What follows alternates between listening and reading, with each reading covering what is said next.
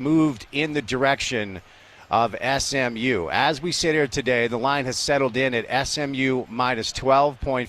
BYU a hefty underdog on the road tonight. 55.5 is your over-under at Gerald Ford Stadium down there in Dallas.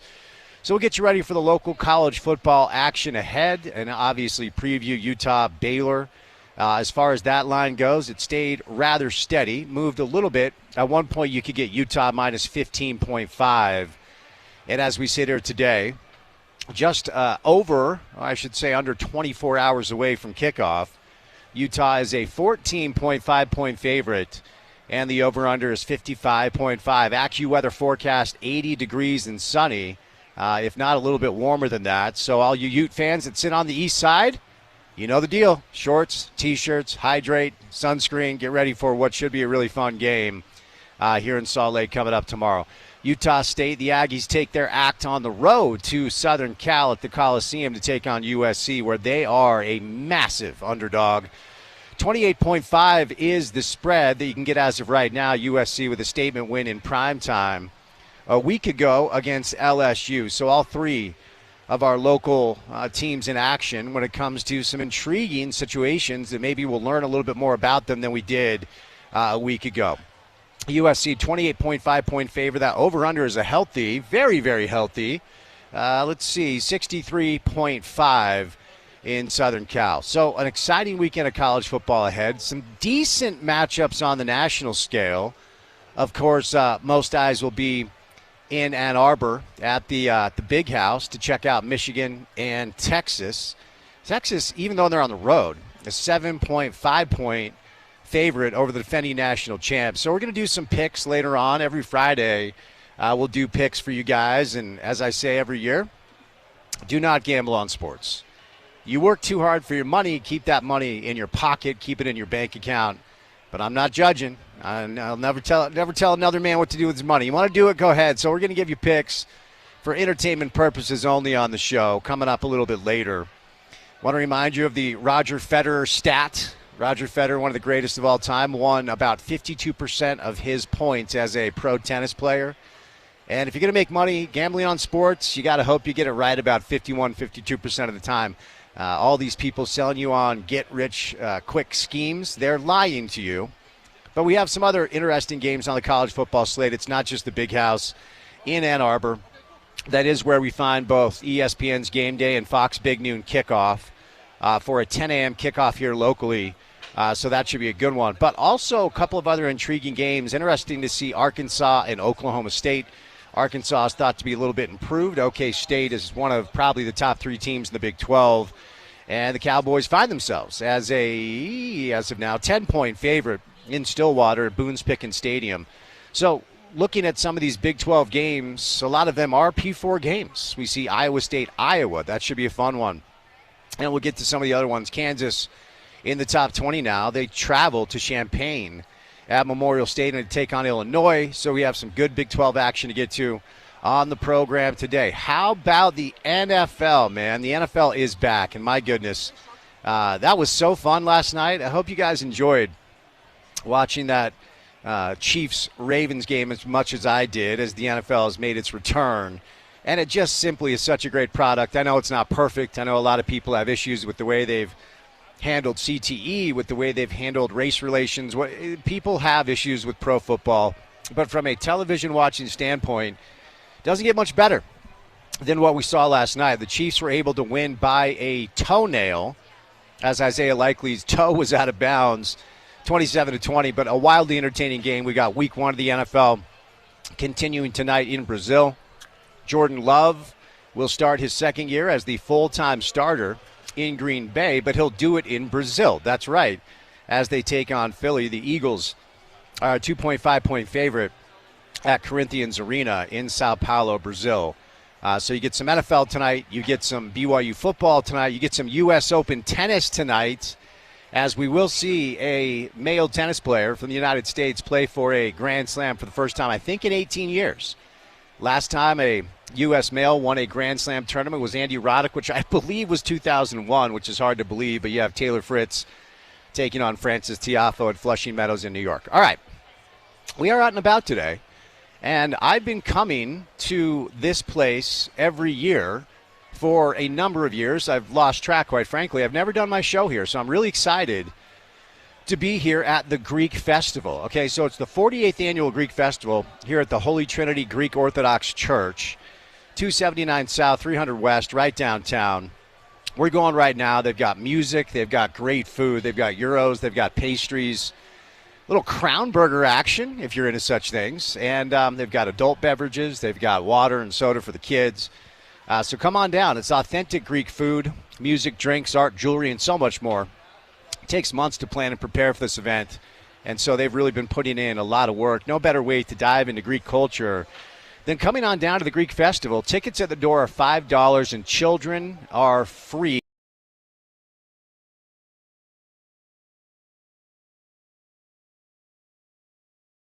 Allowed.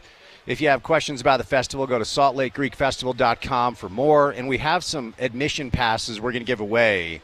We're not sure how we're doing that yet. We have the admission passes inside, and we have to give them to you somehow before you're allowed in on the outside. So we're working through that here at the Greek Fest at the Holy Trinity Greek Orthodox Church at 279 South, 300 West. I can smell the gyros. I can smell the food.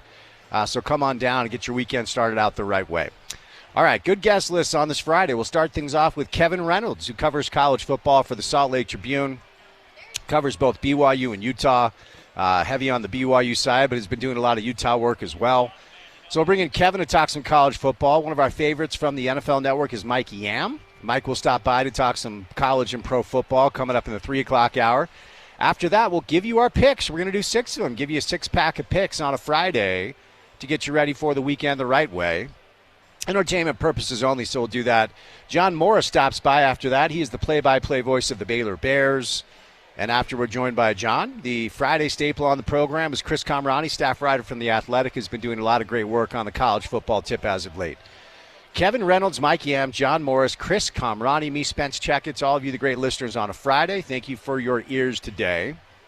And just a few blocks south here, at our Broadway Media Studios, is where we find Porter Larson on a Friday afternoon, the producer of this program. I have a fresh gyro sitting in front of me. How does that make you feel?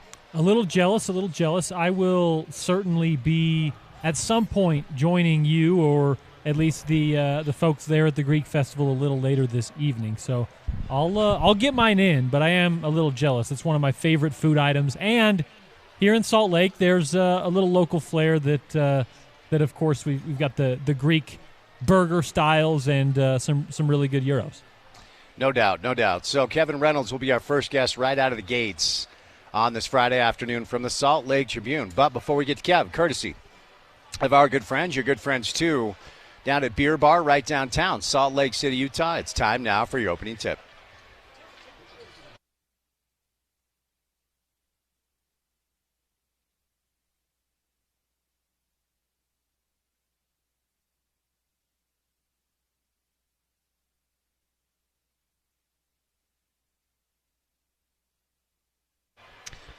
Will we learn a little bit more about the Utah football team coming up tomorrow as the Baylor Bears roll into town to take on the Utes? It is a 1:30 kick.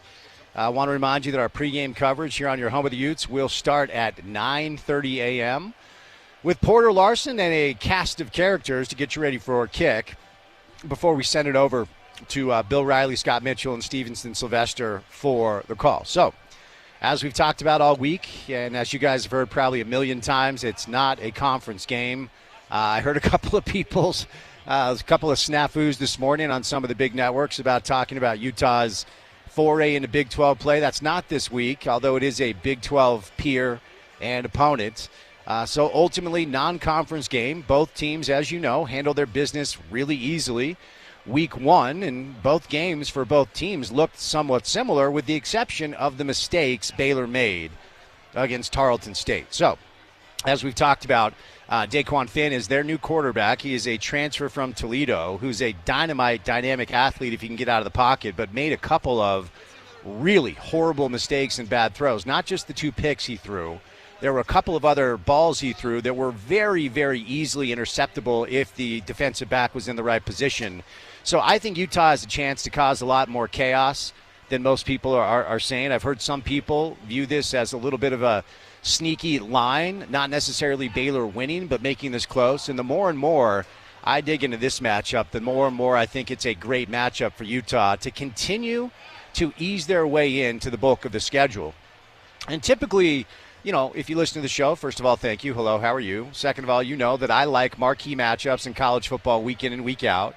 And so I don't love the FCS, FBS dynamic, but, you dance with who you brought. You deal with what the rules are. And so in this scenario with this Ute team, with so many players having been hurt a year ago, I kind of like to ease in with the SUU, and then you get a non-con game against a P4 opponent, but not necessarily one that's thought to be very good this year in Baylor.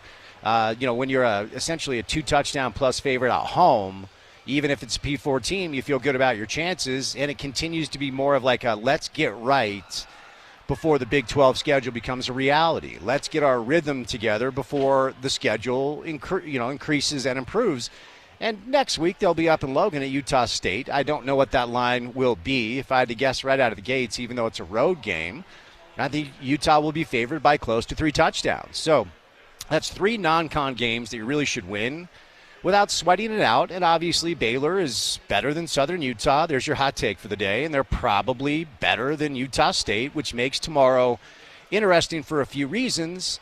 Number one is, will we learn a little bit more about what Andy Ludwig wants to do with his offense, juxtaposed to what we learned from a week ago when, honestly speaking, if we kind of call it how it is, I don't know that there was much to be learned at all. You guys were at the game. You saw the game. I mean, my number one takeaway is Cam looks like Cam, and that's great. Period, end of story. That's what we all wanted to see. But I think if we're honest about what we saw, and Delane Fitzgerald, the head coach of SUU, joined the show this week, he was very, very forthcoming about several mistakes he felt they made defensively that allowed Dejan wide open on wheel routes, that allowed Brandt wide open on 2 of his 3 touchdowns. I mean, Cam and Brandt talked about this themselves this week. That was kind of pitch and catch. Now, Baylor, their head coach, Dave Aranda, has several local ties. He's very respected and highly thought of here locally. And he is thought to be among the nation's best defensive minds. That's why he was able to make his way through the coaching ranks and grab a solid head coaching job. And he is now elected to, because if we call it how it is, he is coaching for his job. He's now elected to call the defensive plays for his team, something he has not done in several years. So at the very least, we'll see a Baylor Bear team rolling to Salt Lake with better athletes, better size, better speed. They've got, I think, 17 transfers that started a week ago, high-level transfers from high-level schools, and they'll be coached soundly schematically on the defensive side of the football. I do not anticipate that we'll see Dejan Stanley running up the sideline with nobody within 20 yards of him. I do not anticipate that the pitch and catch that we saw between Cam and Brandt last week will be as easy as it was against SUU. Now, I'm not saying they can't get it done. I mean, I would imagine if you're Utah, the ultimate goal once again is to try to put this out of reach as quickly as you can to make sure that your best players are on ice. Is it realistic to expect that in the first half? Probably not. So I am anxious for this game tomorrow to learn a little bit more about this Utah football team as far as who they are as we prepare for Big 12 conference play. Because week 1 was fun. As I said, before the game and after the game, I viewed that as a celebration of Utah football.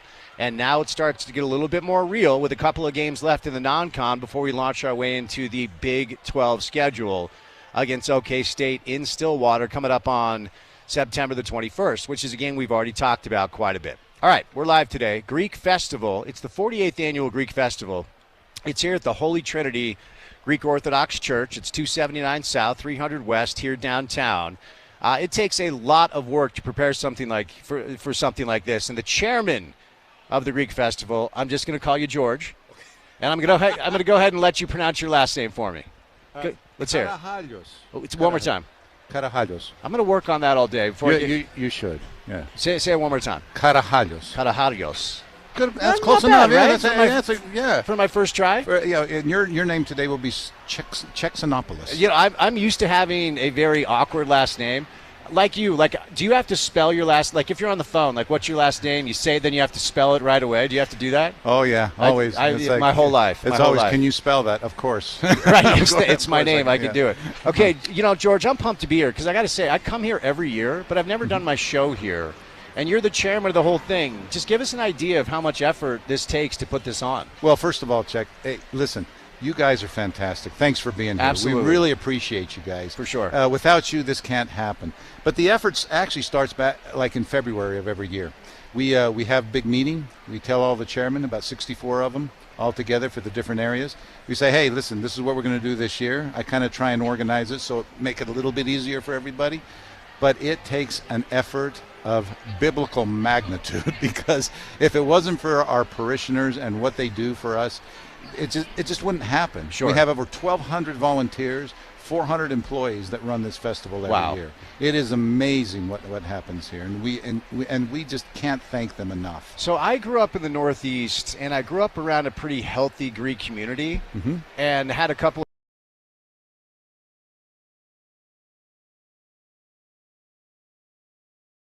I'm like, no, there's actually a very healthy Greek community here in Utah, isn't there? Oh yeah. I mean, we're talking probably around 20,000 altogether. Okay. We are one of the larger parishes in the country. We have about 600-700 families in that, somewhere in that range. It fluctuates a little bit.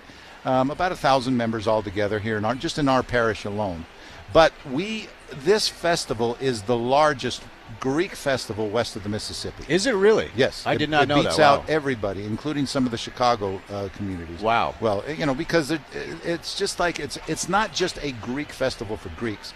It is a festival for the entire people of Utah. Yeah. And this year alone, we've got people from New York all the way to California coming for this. As a matter of fact, last year I was talking to a gentleman that came here. And he goes, I love this time of year. And I go, yeah, I do too. This is wonderful. And he goes, you want to know why? And I go, why is that? And he goes, in the morning that air gets crisp, and I can only think of two things. And I go, what's that?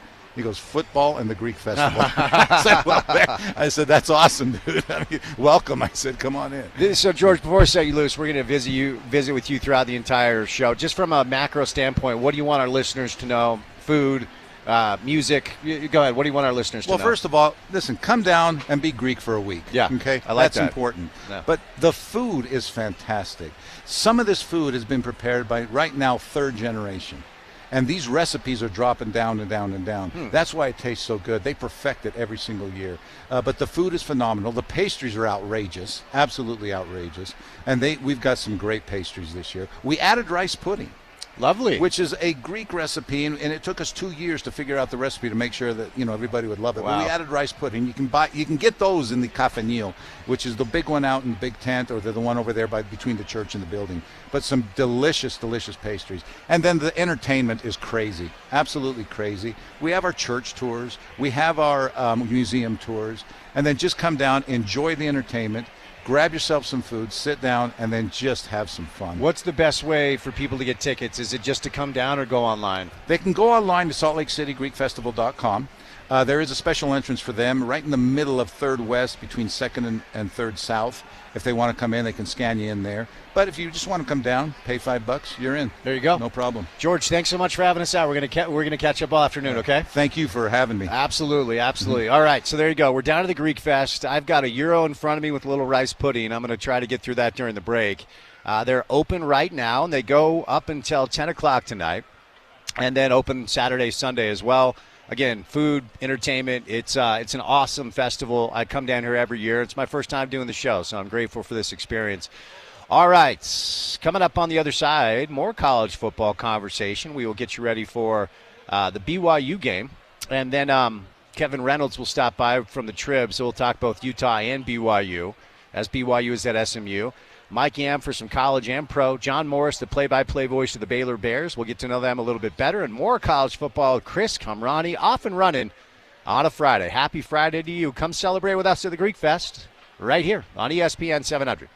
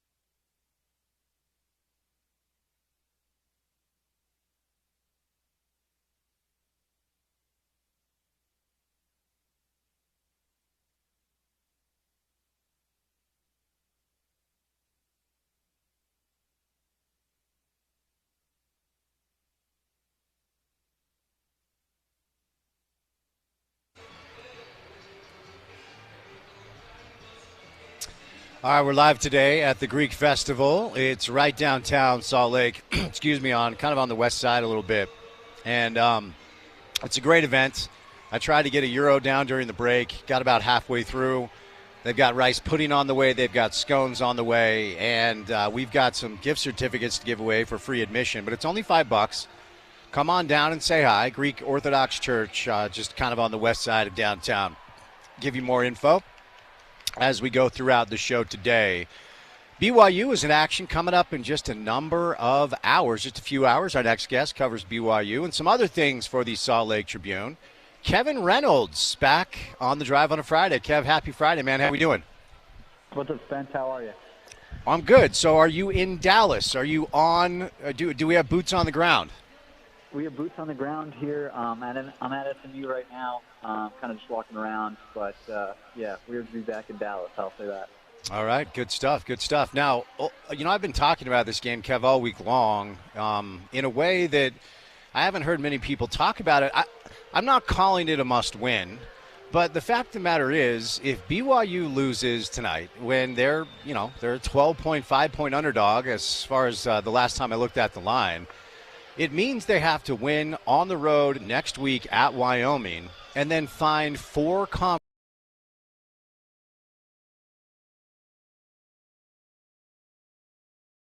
lot of people talk about. Kev, give me your thoughts on that.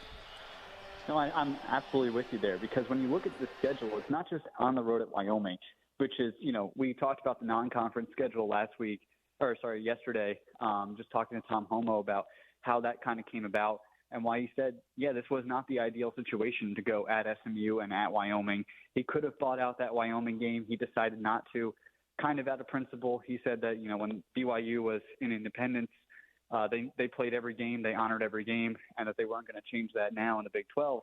But at the same time, you look at it, and there's a reason why Big 12 teams operate the way they do, and Power 4 teams operate the way they do, and they don't go on the road typically to a Group of 5 team and kind of also on the heels of playing a road Power 4 game. So that's a conversation we can get into. But just in terms of getting to a bowl game, it's very possible that this game they're obviously not favored to win, but you're looking at maybe 3 more games the rest of the way, maybe, that BYU is favored to win. And I would put Wyoming, which is a tough place to play in a tough game, Houston probably at home to end the year, and maybe Arizona State. So if you want to get to 6 wins and have some improvement from last year, all of a sudden, like a second win against SMU becomes pretty vital when you look down the schedule, because it is, really difficult in the middle, starting with Kansas State at home for the Big 12 opener, right? So I do think if they want to get to a bowl game, this almost becomes a must-win. And if not, you're looking at almost having to steal 1 or 2 games that maybe you're not favored to win at home. But that home schedule and even the road schedule is just really difficult to steal wins. So even this is, I think the line's at 11 right now, but a game early in the season against an SMU team that has a ton of transfers, maybe you kind of look at this game as one you have to get if you're going to get to 6 wins. I definitely think that's got to be in the back of the mind, particularly with how much time they've had to prepare for this game going, pretty much all summer. So week 1, just like for the University of Utah, it's hard to know how much of that was real against the Salukis. However, Kev, they were, I believe as the game kicked off, it settled in. The line was like 15. At one point it was 19.5. Moved all the way down to 14. BYU was only at one point a 2-touchdown favorite over an FCS team in their own stadium. But they rolled them, 41-13, and it got a little hairy there after they scored, to end the first half when it was 14-6. BYU goes down, gets a field goal. It was never really in doubt. What were your main takeaways, Jake Ratzlaff, QB1, and other takeaways from week 1, Kev? Yeah, I'm also with you there, because how much can you really read into a game against a team that was also going through so much turnover themselves? I mean, SIU had a new quarterback. They had a bunch of new players on the defensive line, or really just the defense entirely. So you're looking at a team that, was ranked 11 in the FCS to start the year, but I think that was more of just one of those respect things from the year before and maybe a couple of years previous than maybe this roster itself. So it's really tough to read into how much translates from that game to an SMU team that's, going into the ACC also is a lot of turnover, but at the same time, the caliber of the roster is significantly higher in this game. But overall, three things probably stood out to me. Jake Retzlaff not having any interceptions, I think, is a good thing. I thought he played well, 348 yards, 3 touchdowns. And that interception, I mean, if he cannot turn over the ball, I think that's going to be the biggest area of growth for him going into year 2. Because this team, I don't know if you have a lot of chance to win games if you're losing the turnover battle consistently. Like, I don't know if this BYU team has the talent to overcome that. You could kind of insert a lot of teams for that, but there was just some catastrophic mistakes last year. You think of the 99-yard pick six against Oklahoma that he threw. So him not having a turnover, looking a little bit more comfortable in the offense is a good thing. Second thing, too, being able to run the ball, because, let's not forget, this was a team last year that had an FCS team come into Provo, and they scored, they ran for less than 50 yards. I think it was 46 yards last year when Southern Utah came into Provo. So, yes, I know it's Southern Illinois. Yes, I know it's an FCS team, but even getting up into that 170, 180-yard range is important. Now, how much of that translates? I mean, this defensive line for SMU, I would say, is the strength of the defense. I think it's going to be really hard to run against them consistently. So, I'm not really sure how much translates, but those are positive things. And then maybe some of the young guys on defense. I mean, we talked about it all camp. Ephraim Asiata, Palatau Tatuala, Tommy Parasis, kind of go down the list of young guys on Jay Hill's team and defense, making plays for him early. I don't know how much they're going to contribute year 1 in the Big 12 for them, or year 2 for the program, but at least it's a building block for the future. But again, in terms of what translates, I'm really not sure, which makes this game kind of interesting to see what actually is the identity of this BYU team and what can translate. Yeah, no, for sure. I mean, we're curious about the Utes as well. I think it's a different story because Utah's a massive favorite at home, and BYU's a big dog on the road. But let me hone in on Retzlaff a little bit more. Now that we know who the quarterback is, and I was told a few weeks ago it was going to be Jake. I think most people figured it would be. Were you able to learn any information after the game in conversations about when the decision was actually made as opposed to when we found out about it, when Jake ran out of the tunnel and was under center? Yeah, no, I mean, this wasn't a decision that was made, 3 hours before kick, right? Just talking to people and talking to him afterwards. Also talked to his dad afterwards as well. About kind of the quarterback battle with Bohannon. I do think Bohannon pushed him a little bit more than maybe BYU expected coming into camp, because in spring, I mean, Bohannon really wasn't very healthy. I mean, he was recovering from a torn labrum. He was on a pitch count essentially for even going into camp. I think he was at 60 throws a week really before January when some of the coaches on that offensive staff went out to Florida to go see him play. So I think he pushed him a little bit more than he pushed Retzlaff a little bit more than was expected coming into the summer. But I think they made that decision and told Jake Retzlaff at least kind of when fall camp wrapped up. So that would have given him well over a week to prepare as the starter and work as the starter with receivers and the offensive line, which, I know everybody in BYU's kind of world has talked about in the last week about how, hey, it's not that important to name a starter. Before the game, they said that they'd taken other quarterback battles down to 3 days before kickoff, but I don't really think that was the case in this scenario. I think Jake Retzlaff had a little bit more time than 72 hours or even 3 hours before this one to figure out when he was the quarterback. So you referenced the SMU D-line, and I was reading about their team a little bit earlier today. They've got transfers on that D-line from Georgia. They've got transfers on that UVA, I believe Texas Tech, Miami. It looks like they've got 5 or 6 big boys. And last year, as you know, Kev, the BYU offensive line was, how shall we say, inconsistent despite some talent. I mean, we saw Kingsley Suamataia have a nice debut for the Chiefs.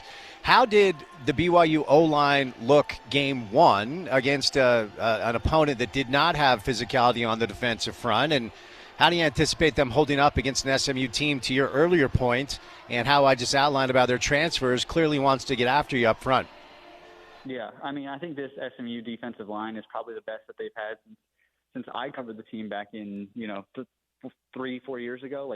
Because it's been a steady kind of build up for this team, transfer portal wise, to have more depth on the defensive line. Because you remember when Sonny Dykes was SMU's head coach, the defense was the weak point very clearly of the team, and particularly in the trenches, they just did not have the depth to hold up for entire seasons in the American Athletic Conference, much less the ACC. So I think that has changed a little bit with the amount of money and resources they put into recruiting, a deep defensive line that can kind of withstand an ACC schedule. But for SMU, I think the interesting part of this offensive line, while I do think they played better and they played well last week against Southern Illinois, I think Caleb Etienne had a pretty good game, and I think Braden Kime was pretty good. They made kind of a pretty interesting, and I think, a decision that will kind of hinge the season in a lot of ways for how well they're able to run the ball, and that they moved Caleb Etienne, who I don't think is any secret. He's talked about it, struggled a little bit last year. I think he was just objectively, he was, when you look at the pro football grades, he was last on that list for run blocking, and that was a significant problem. Got benched in the middle of the year, came back for the last 2 games of the season. And then this year they moved him over to left tackle, where he was playing on the right side. They moved him over to left tackle, kind of their most important position, right? So it was a decision that kind of T.J. Woods made, the new offensive line coach. He thought he was more natural at left tackle.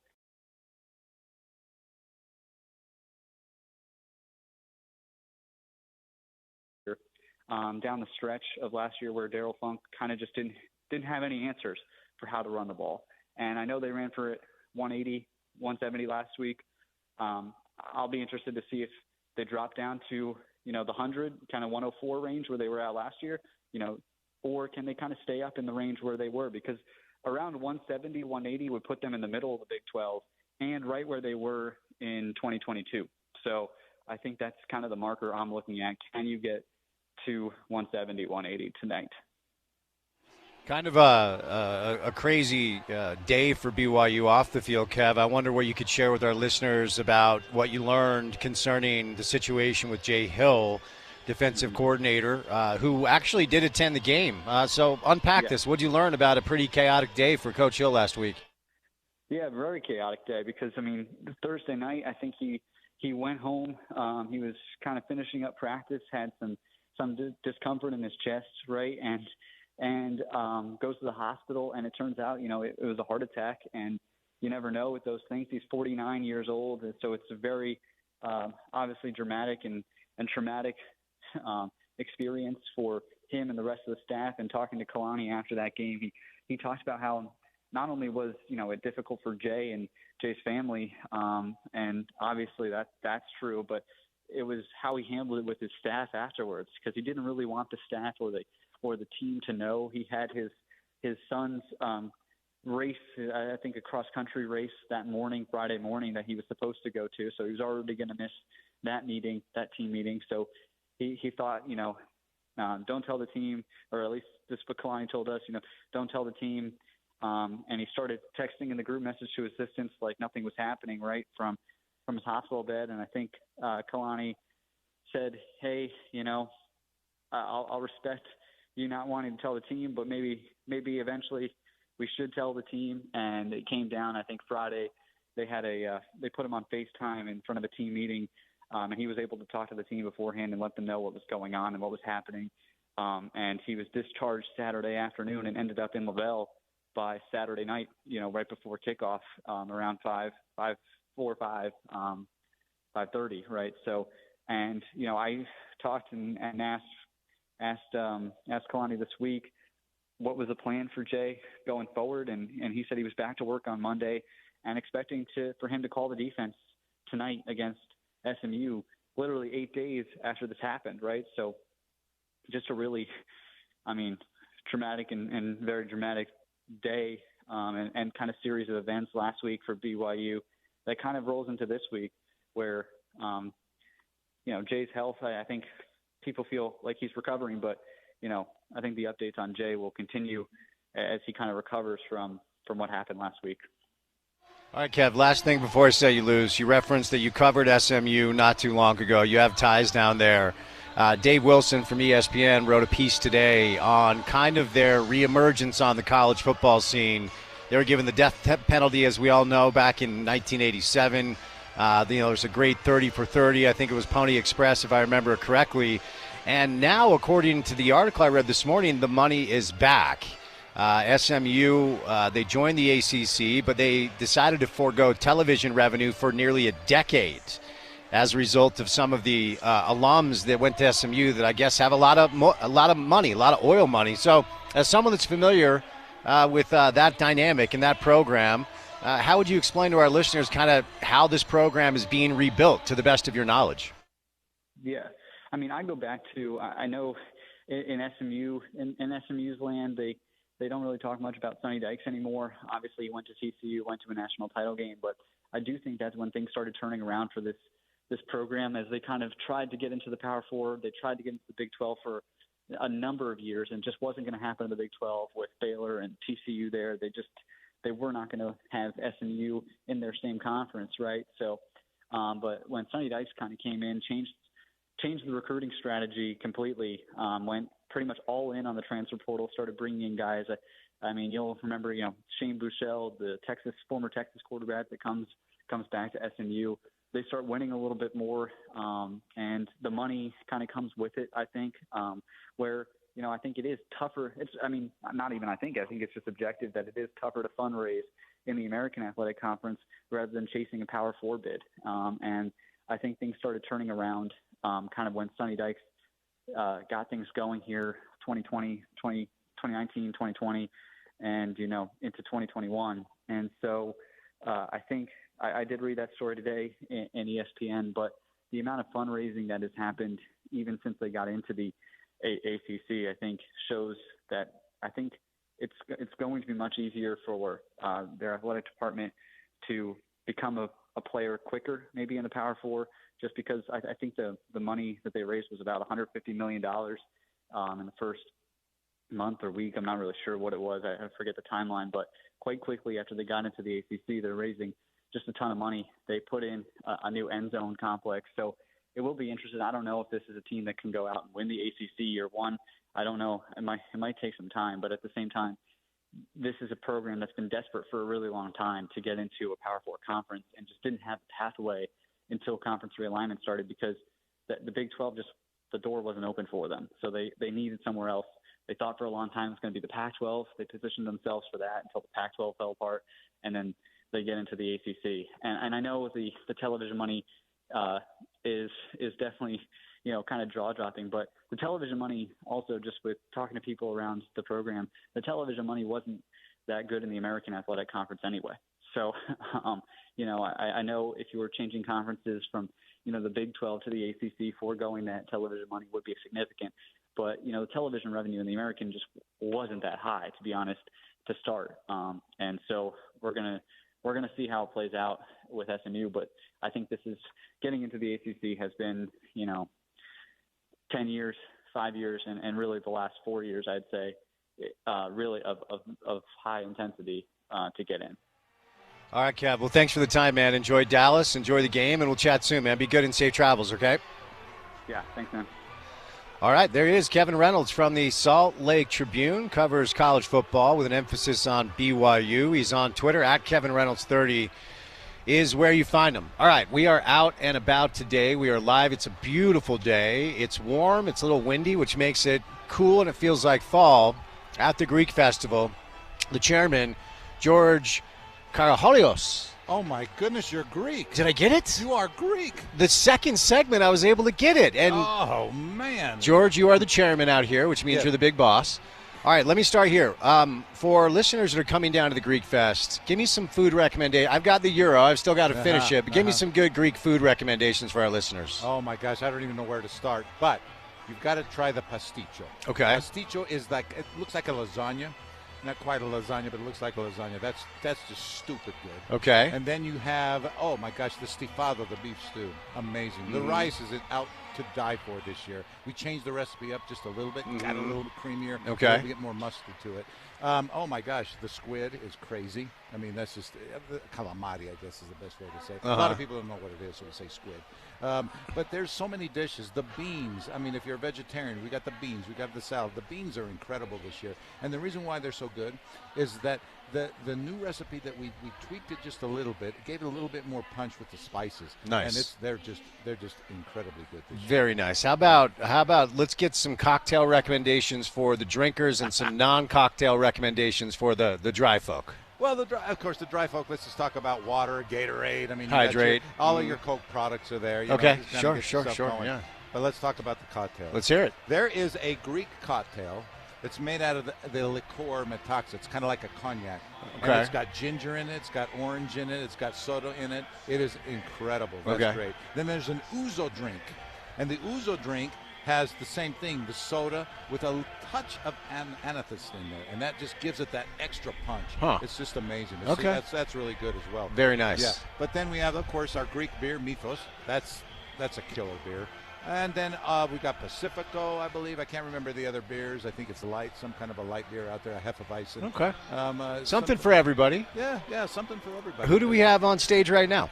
These are our youngest well, not our youngest dancers, but our second youngest dancers, the Junior Goya dancers. And they have got some new costumes that just came in this year. They look amazing. Their dances are completely different. They're unbelievable for their age group. We have them. We have the senior Goyans that next age up. We have the little tiny ones, Lamb's Hope and Joy. And then we have our Dionysius dance group, who are known across the country because they travel and perform. They're the college group. And I think their first performance is at 4:30 today. But wait till their performance tonight. Tonight is just a killer. Very nice. Hey, before I say you lose for this hit, what do you want to, because I was telling you a story off air. I have a friend who made money young, and so he's decided he just wants to travel the world, and he's in Africa this week. And about a year ago, I asked him, I said, and I think he's been, well, no one's been everywhere, but there are very few places you can name that he hasn't traveled. I said, where in the world have you found the best food? Didn't even hesitate. He said it's in Greece by far. Absolutely. What is it about Greek culture that creates food that people love worldwide? Well, it's like here. These recipes are passed down from one generation to the other. But in Greece, you're getting authentic, natural ingredients in your food. They don't use pesticides. They don't use anything like that on their crops.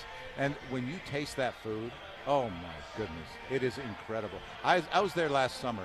I ate more food than I've ever eaten before, and I lost 2 pounds. Oh, wow. Think about that. Yeah, for yeah. a second. Yeah. It is. They're just unbelievable. Right on. Unbelievable. Natural food. That's what it is. Where do you want to send people to get tickets? Let's get all that info before I say you lose, George. Let's have everybody go to SaltLakeCityGreekFestival.com. You can buy them online. If you don't want to do that, just come on down. You can pay at the entrance. It's $5 to get in, and then you just come in and have the time of your life.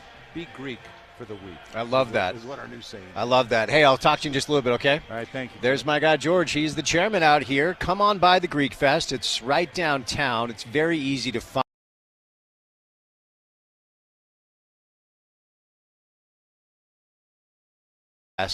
They're open until 10 o'clock tonight. Then they open up at 11 a.m. They go to 10 o'clock tomorrow night. And then on Sunday, it'll be 12 p.m. to 9 p.m. So they've got great food. The people are super nice, man. This culture is definitely near and dear to my heart. So come on down. As George said, be Greek for a week. All right, 1 hour down, 3 hours to go.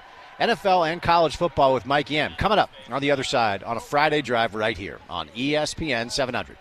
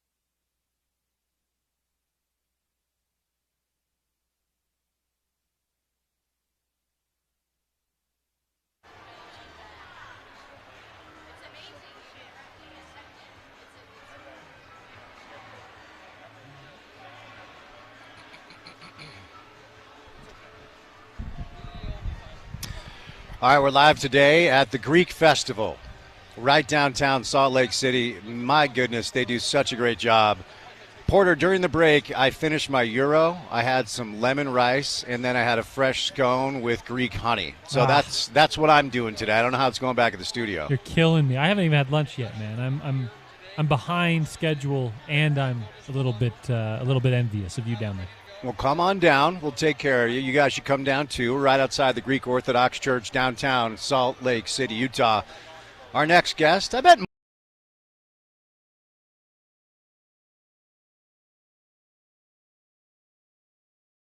100% accurate on that. It's great to hear your voice. Always appreciate the invite, and I'm glad.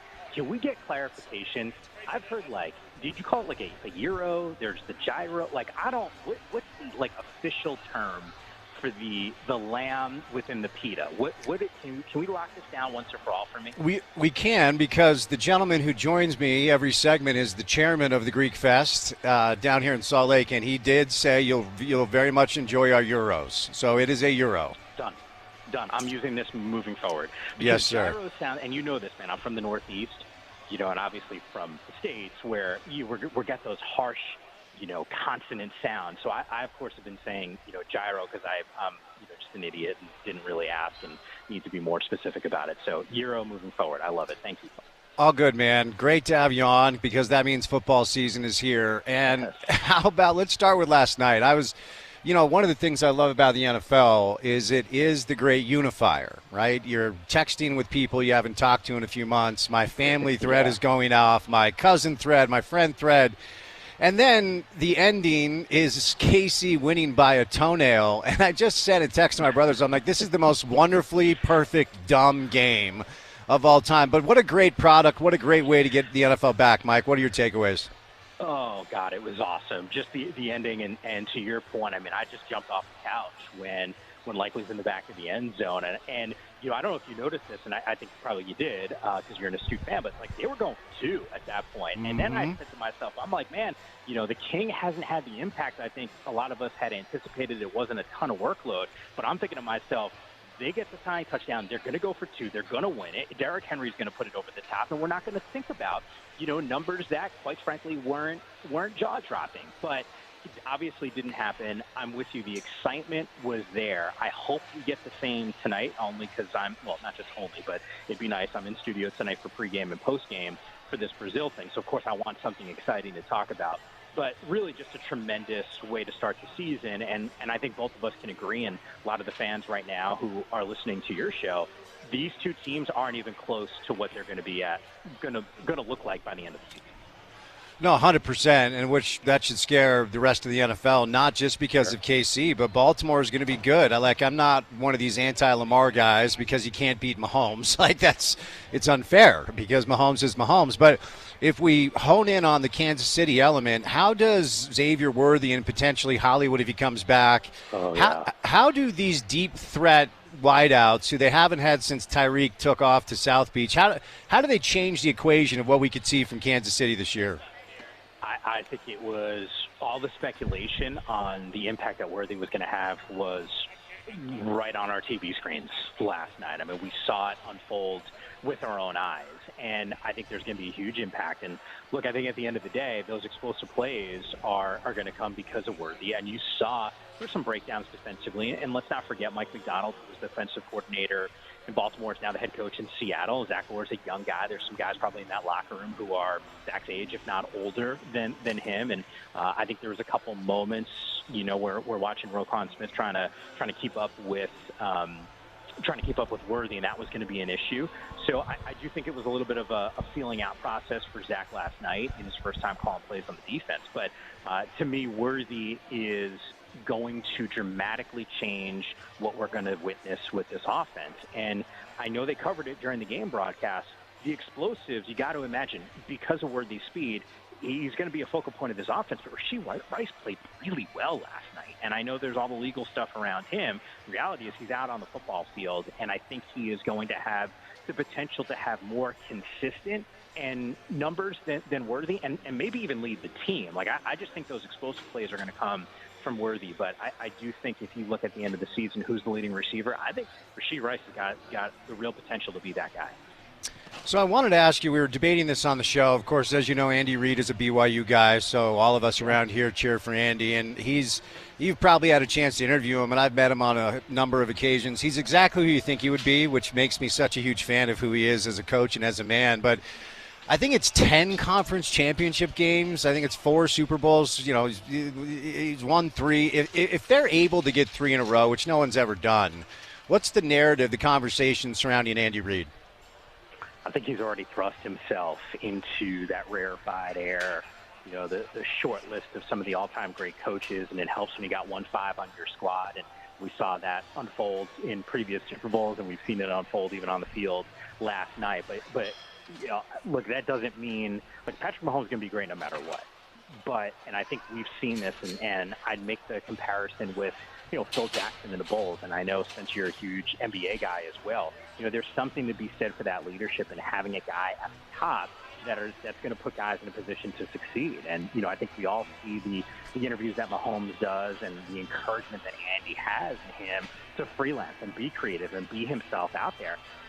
Not every coach might have given Patrick that type of latitude, and it maybe sounds ridiculous to say now because of all the accolades, but, you know, this has been a progression over the course of his career to get to this point. And I think we're going to have a conversation about Patrick Mahomes being the greatest of all time when his career is done, right? And I think a lot of that credit also has to go to Andy Reid to allow him to be in that situation. So, you know, players are the guys that are making those plays, but, you know, Andy's done a tremendous job making sure that team is in a position to win Super Bowls and try to do something no team in the history of the league has been able to do.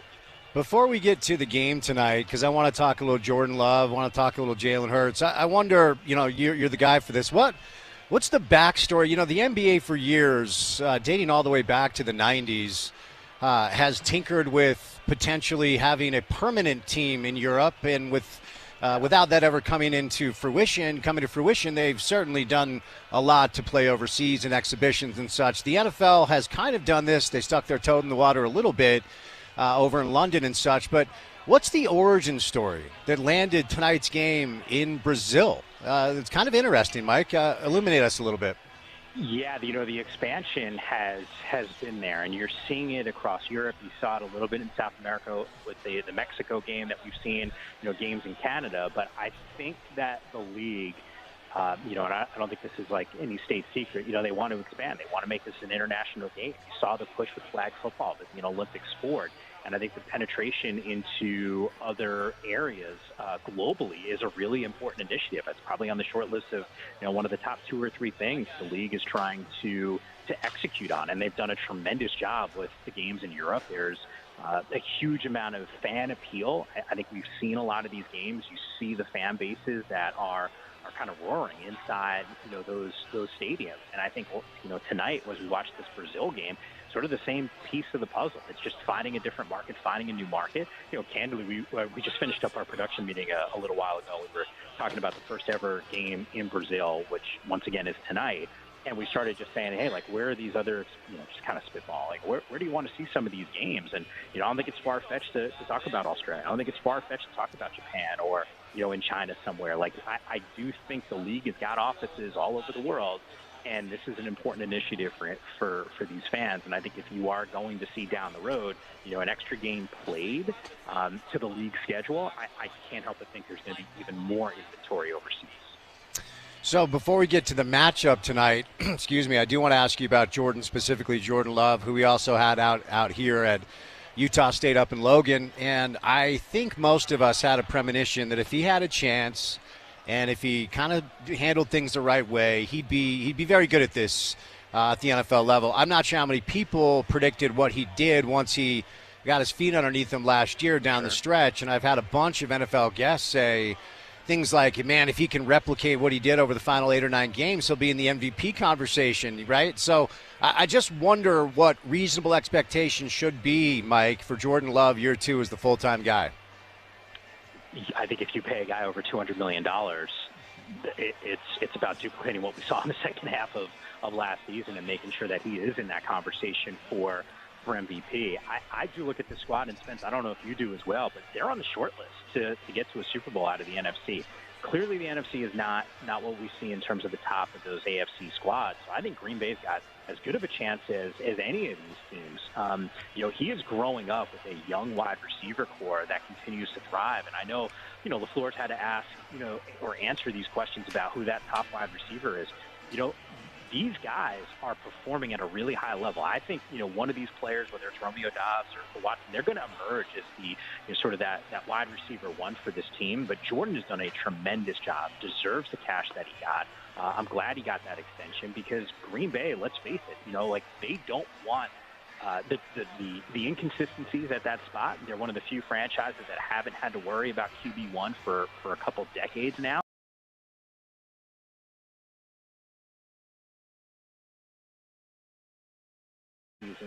I don't know if I like them tonight against Philadelphia, but I do like the Packers to be one of those dangerous teams by season's end. So what do you make of the matchup tonight? 6:15 our time here, Mountain Time, and it is on Peacock for all of our listeners, so you got to download the app.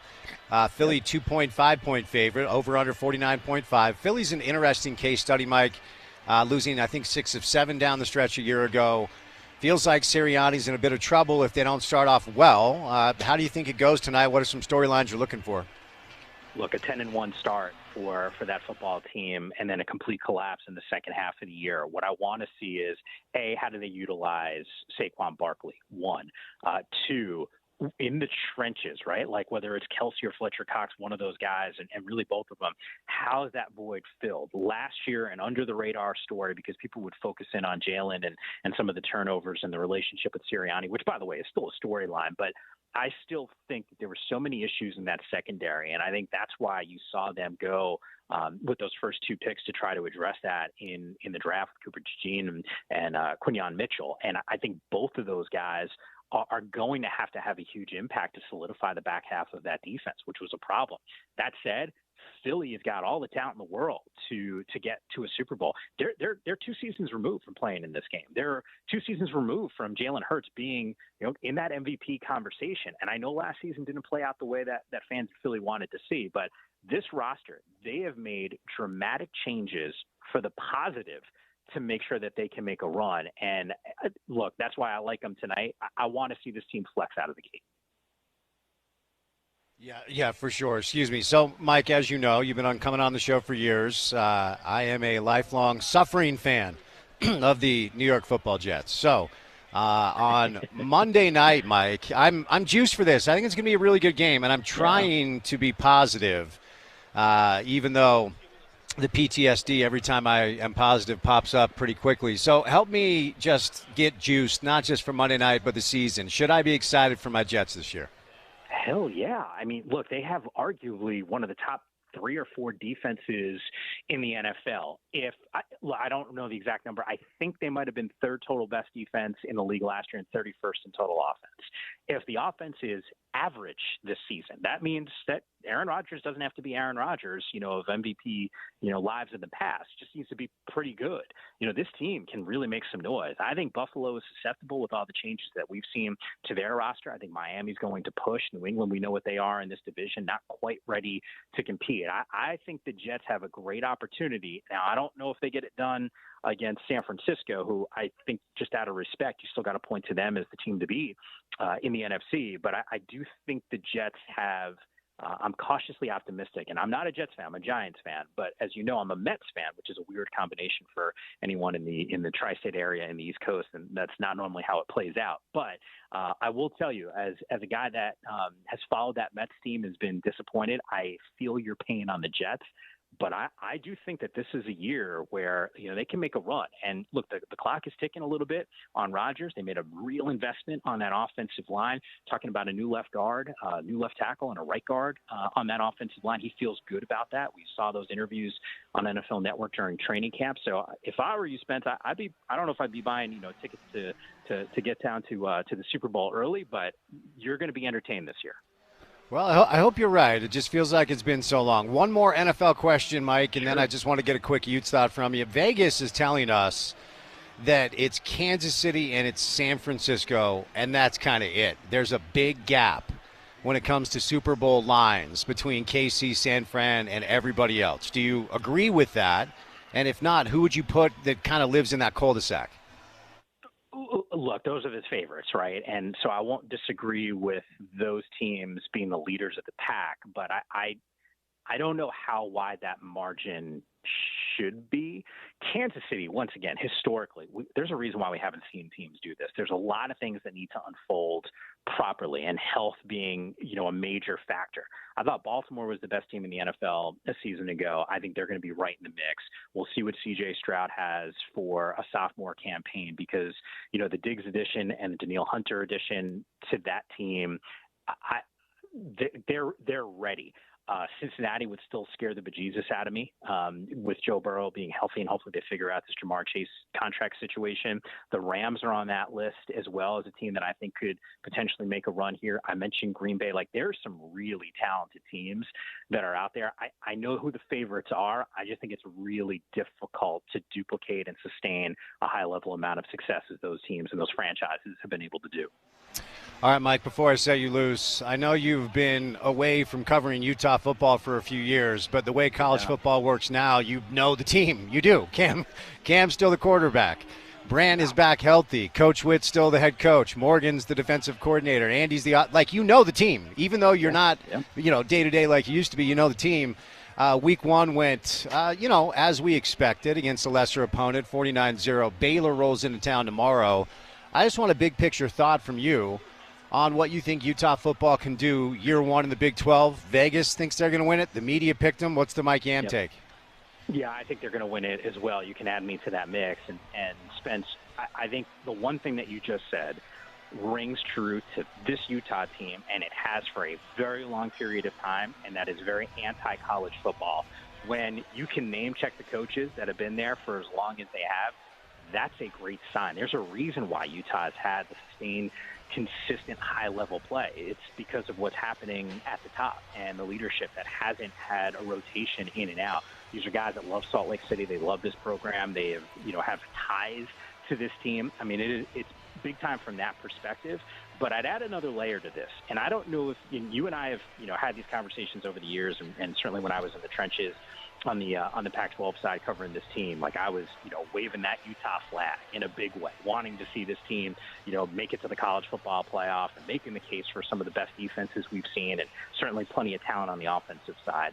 But isn't it kind of cool as you watch a lot of these college football shows and they're talking about the expanded playoffs, Utah's name just pops up there on every single graphic. It brings such a huge smile to my face, and I think it's a testament just to what Kyle's been able to build there in Salt Lake. It's pretty awesome. Mike, thanks for the time, man. Great to have you on as always. Enjoy the coverage tonight, and we'd love to do it again whenever you're available, as you know, buddy. Thank you. Anytime, man. All right, the great Mike Yam, number of years for the Pac-12 Network, landed on his feet with our friends at the NFL. Always appreciate his time. Author of a children's book that you guys should check out. It's up on his Twitter page, @Mike_Yam. He wrote it a couple of years ago, and it is on sale up on his Twitter page, called Fried Rice and Marinara. Mike is split race. He is Italian, and he wrote a book. He's also Chinese, so it's kind of a rare combination. So he wrote a book about his upbringing, and it's really cool. So check it out. All right, we're live here at the Greek Festival. Before we catch a break, I want to tell you about my friends at Diamond Coat Premium Home Siding. They're new here along the Wasatch Front, and you won't believe what they can do to your home's exterior. Diamond Coat Siding's next-generation system delivers the exterior transformation you deserve to level up to the neighborhood standard. They're the total design solution that shows your personal style with endless styles and colors for limitless customization. And their 30-year no-fade warranty means your vision will last for decades to come. Design beyond limits, beyond expectations with Diamond Coat, now available in the Salt Lake City area. It's premium home siding, limitless potential, endless styles and colors. They're your design solution. Year-round, weather-ready, durable in all seasons. Discover more at diamondcoatsiding.com. That's Diamond Coat, spelled K-O-T-E, siding.com. All right, we're going to be joined here by my man George. He is the chairman out here at the Greek Festival. So come on down and say hi. It's right outside of the Greek Orthodox Church, right downtown Salt Lake City, Utah. So far, I have smashed a gyro. I have smashed a scone. I have smashed rice pudding. And I've had a couple of drinks. Not like that. I'm on air. That's not how we roll. But we're having a good time down here, so come on by and say hello. We'd love to see you. And the chairman stops by. You're a busy guy, George, aren't you? As you can see, I was talking to 3 people at one time trying to figure out, they're asking me questions that are so obvious, but I'm like, you know what, we're going to help you. Sure. But as the chairman, you're the point man. Tell us about, you referenced earlier the employees and the volunteers. Tell us about the sweat equity that goes into something like this. Oh, it's ridiculous. Last night, for example, there were probably about 400 people here getting ready for the festival. We didn't leave until midnight. Oh, wow. The dancers actually danced until 2 a.m. Oh, nice. They wanted to perfect their dancing, the college group did. Yeah. Mm-hmm. But one of the things I wanted to talk about, Chet, was how about our 100-year anniversary of our cathedral? 100 years of that building sitting up there. Very cool. It was awesome. Yeah. It is awesome for us. It's awesome for the community. One of the rarest Byzantine churches in the West. They didn't build them like that when they were building churches. And so this is one of the rare Byzantine churches.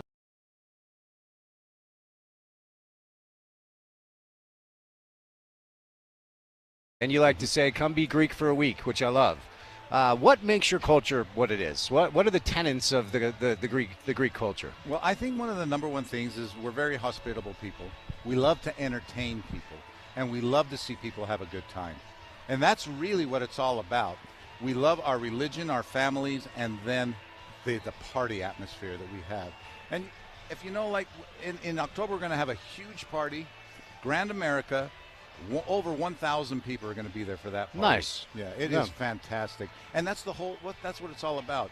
Having people come, have a good time, and when we see people have a good time, that's when we feel good.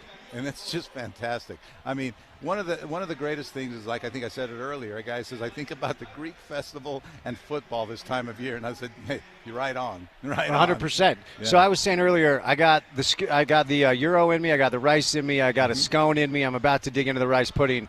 For our listeners that are going to make their way down here either tonight or this weekend, give me some recommendations. What should they do? What do they need to eat? What do they need to drink? Oh my gosh, the food is ridiculously good. I mean, just the food. But we've got the pastries. I mean, there's like 15 different pastries there. One of my favorite ones are the little sugar cookies that you dip in. You dip them into your coffee or your milk. Those are crazy, absolutely crazy. It's just wonderful to see people come in here and eat this food. But the cocktails. I had to sample each one of them. But you're the chairman. It's your job. I mean, no one's judging. No one's judging. Yeah. You got to sample them. Yeah. Make sure that it's okay for everybody else. Right. But the cocktails, of course, we've got the Metaxa one, which is the cognac one. We have the Ouzo one. We have our Greek beer. And then we have, of course, our regular beers here all weekend. So come on down, have a few drinks, enjoy life. Tomorrow we're broadcasting the game. World's largest bar. There you go. Gotta love it. All right, before I say you lose, how to get tickets, website, or come down either way. Salt Lake City, GreekFestival.com.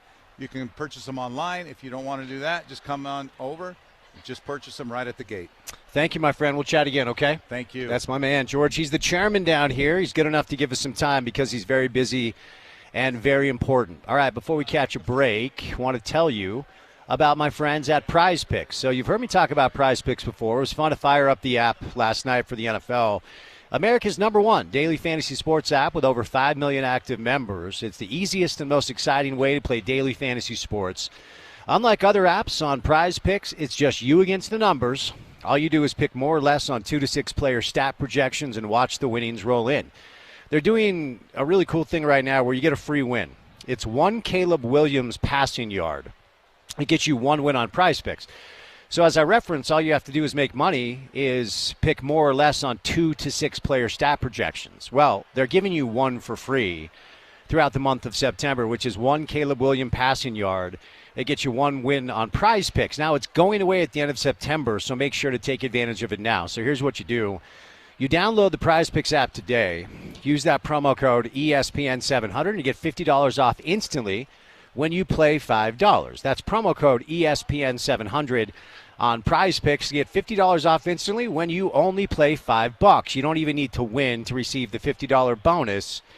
It's guaranteed. Prize Picks. Run your game. All right, coming up next, speaking of picks, we're going to give you 6 picks, a 6-pack of picks for the weekend in the world of football. We're going to hone in just on college football.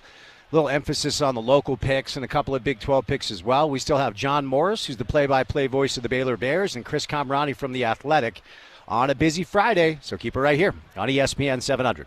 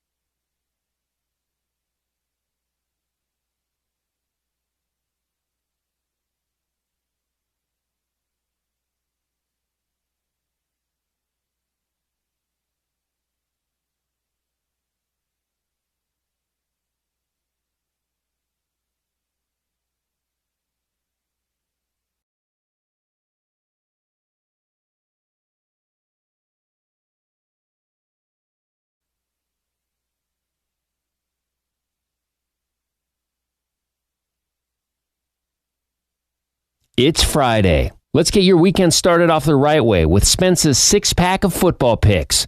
Brought to you by Murdoch Auto Group and Genesis of Linden. All right, we are live today. The Greek Fest. The Greek Festival goes on all weekend. It's right downtown Salt Lake City, Utah, right by the Greek Orthodox Church. And it's open now. Goes until about 10 o'clock tonight. And open tomorrow as well as Sunday. So it's been a fun time down here. The food is awesome. Drinks are awesome. If you're into alcoholic beverages, they have cocktails. If not, water, soda. They got whatever you need. I have down so far a gyro, a little thing of rice pudding, some lemon rice, and a scone.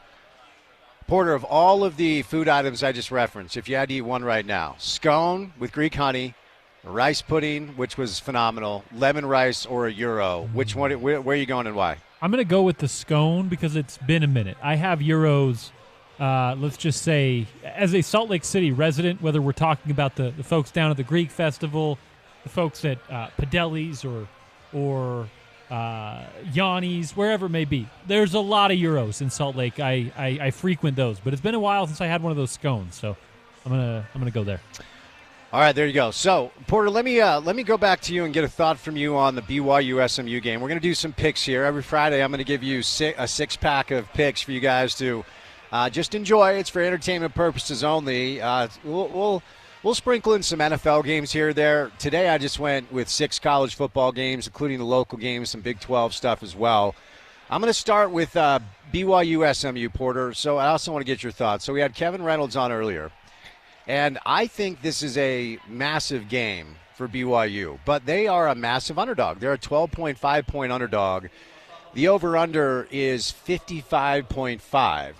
So I don't think that SMU is going to blow BYU out. However, I have a hard time picking BYU on the road to beat SMU based off of what we know SMU can do, and that is their defensive front is massive. They went into the transfer portal and rebuilt their entire front seven with Georgia transfers, with Miami transfers, with Texas Tech transfers, with UVA transfers.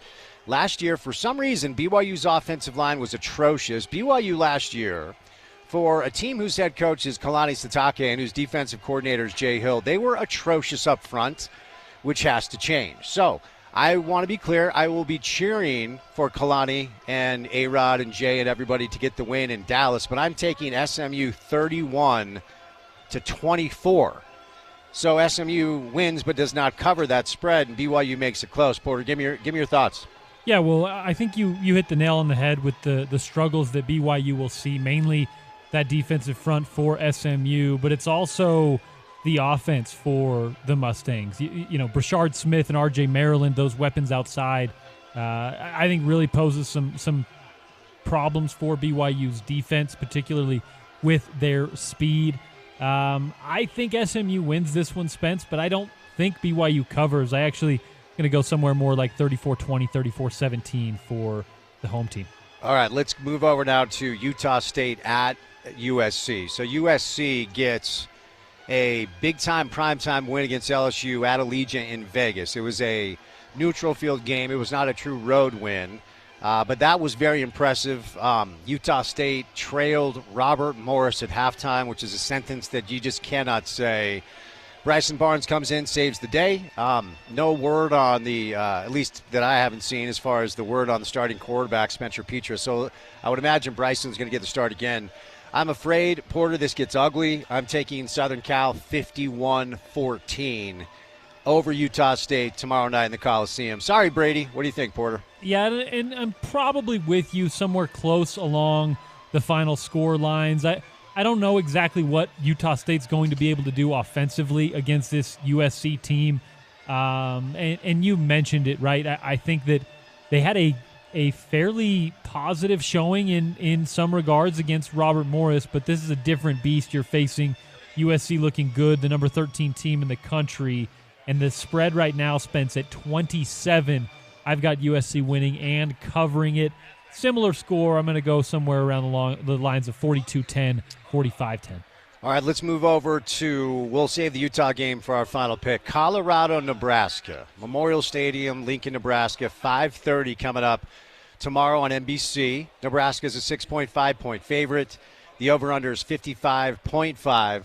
Porter, in a way, this reminds me of Colorado-Oregon a year ago. Nebraska's not as good as Dan Lanning's team was last year. But we played the speech on our show. I mean, hell, everybody did. When Dan Lanning said, rooted in substance, not in flash, tonight we talk with our pads. College football fans know that year 2 in Matt Rule in college football is a thing. Nebraska and Colorado both won their week 1 games. And remember, last year, Colorado was able to beat Nebraska early on in the season, which led to a lot of idiots pontificating on the possibility of Colorado winning like the Pac-12. So there's going to be payback on the minds of the Cornhuskers, in my opinion, coming up tomorrow night in Lincoln. I think Nebraska wins. I think they cover. I'll take Nebraska 31, Colorado 21 to get that win. I think Nebraska wins and covers. Porter, what do you think happens tomorrow night in Lincoln? Yeah, I think that Nebraska wins and covers as well. 6.5 points is too short for what I think to be a really good Nebraska offense led by Dylan Raiola. Obviously, you got the same story on the other side with Shedeur Sanders and Colorado. I don't know, man. There's something going on in Boulder and we had Trevor Riley on the show. We know about the reporters being barred from asking questions. It seems like it's messy, and it seems like it's going to get more messy before many wins really come along, and I think that is included this weekend. Nebraska, I'm going to go higher scoring, though, with these two talented quarterbacks. I'm going to go 41-35. 42-35, just barely covering over Colorado. All right, before we get to Utah, the eyes of the college football world will be in Ann Arbor at the Big House, where Steve Sarkisian, Quinn Ewers, and that rebuilt defense via the transfer portal bring in a really talented national championship contender into the Big House against a team that won the Natty a year ago. Now, both teams were able to stay clean week 1. This line has been interesting to watch. It actually just moved again. Not too long ago, it was 7.5 for Texas. Now it's 7 for Texas. Michigan beat Fresno week 1, but that game was not as much of a blowout as that final score indicates. 30-10 was the final, but it was close into the fourth. Texas overwhelmed Colorado State. Essentially, the backups were in at halftime. I think, Porter, there's a chance that this actually gets ugly. I am taking Texas not just to win, but to cover. Give me Texas 34, Michigan 10. I think there's a chance this is a blowout. Give me your thoughts. Yeah, and I understand why you go that way, just with how well-oiled a machine it seems like Sark and Quinn Ewers and Texas has going right now. And, of course, Michigan is trying to kind of kickstart a little bit of a new era under their new head coach and with a bunch of new players in the backfield. I don't know if it gets that ugly, but I'm with you. I think Texas covers. I'm going to go 38-27. Texas gets the win over Michigan. And I think that Texas team is one that we really, really have to dial into as we head towards that 12-team playoff. All right, finally, the final one we'll save for the game that you hear on this little radio station, your home of the Utes, as the University of Utah welcomes in the Baylor Bears to Salt Lake City for a 1:30 kick time. That game can be seen on Fox. Fox has the big noon game for the Michigan-Texas game. Then they're going to move on over to Baylor-Utah. Don't forget our pregame coverage begins coming up at 9:30 with Porter himself and a cast of characters.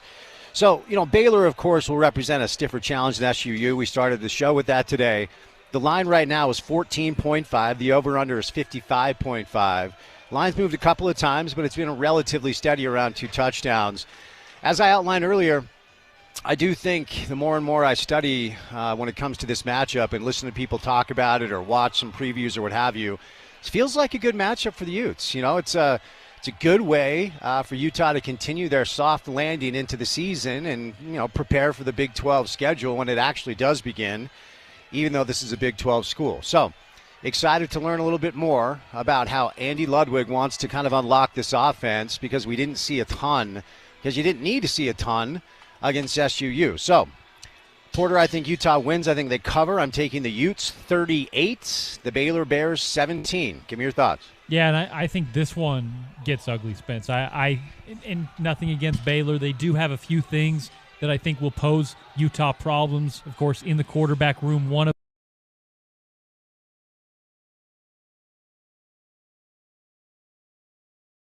line with no seniors along that five-man front.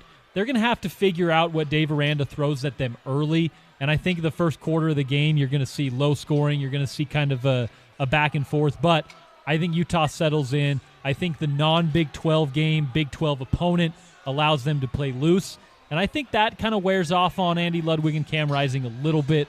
I've got Utah 42, Baylor 14 on Saturday. Do you have a tease you can give us for the pregame coverage with you and a cast of characters beginning at 9:30 a.m. bright and early? Yeah, we'll be up there at the tailgate. So if you're up there maybe taking your morning walk, or you're one of those crazy folks that are up there already tailgating, come by, say hello. We'll be there with our friends from Clearwater Distilling, our friends from Smith's, and of course all of our lovely sponsors. Ron McBride will stop by. Andrea Urban will stop by.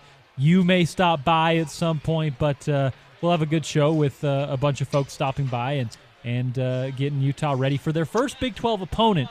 Again, still got to wait a few weeks for Big 12 play.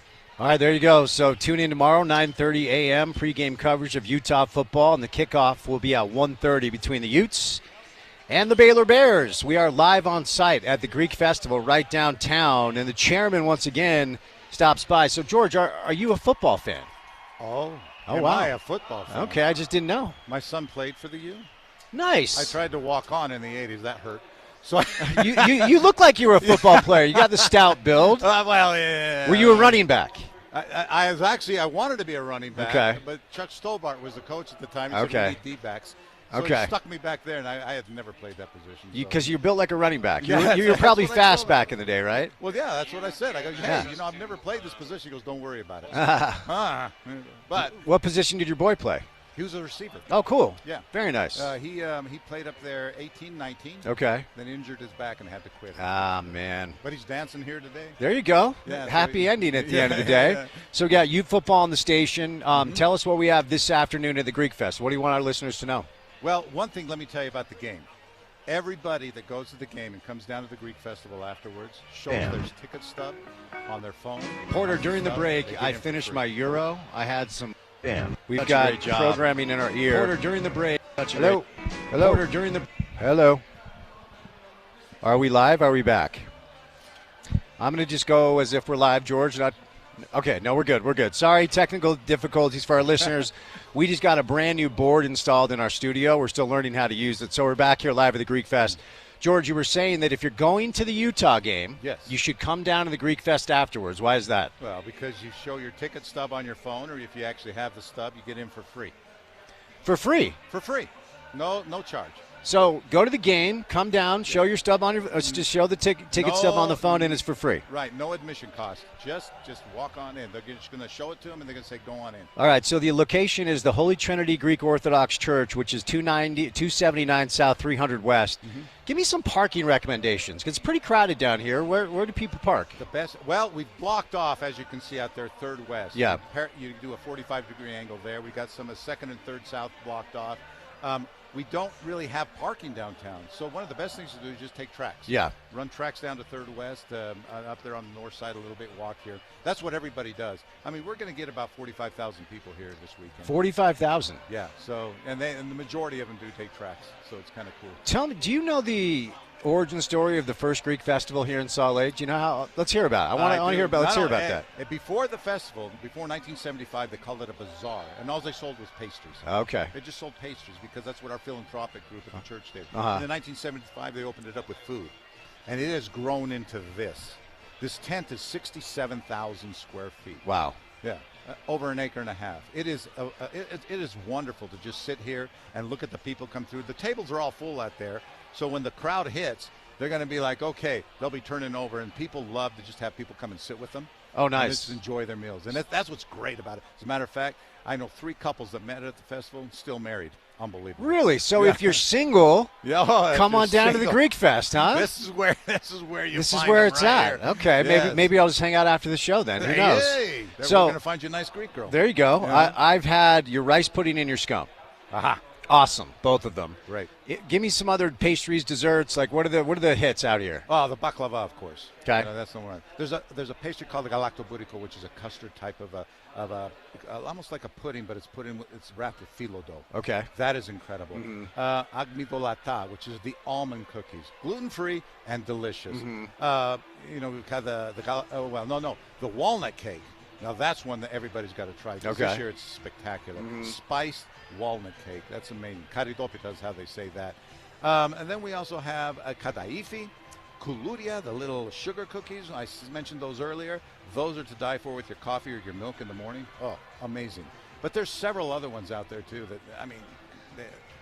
it's endless. I think there's 15 different pastries that they're selling. Cookies in the morning. Maybe that's why Greeks are so happy. If you're eating cookies for breakfast, if that's the deal.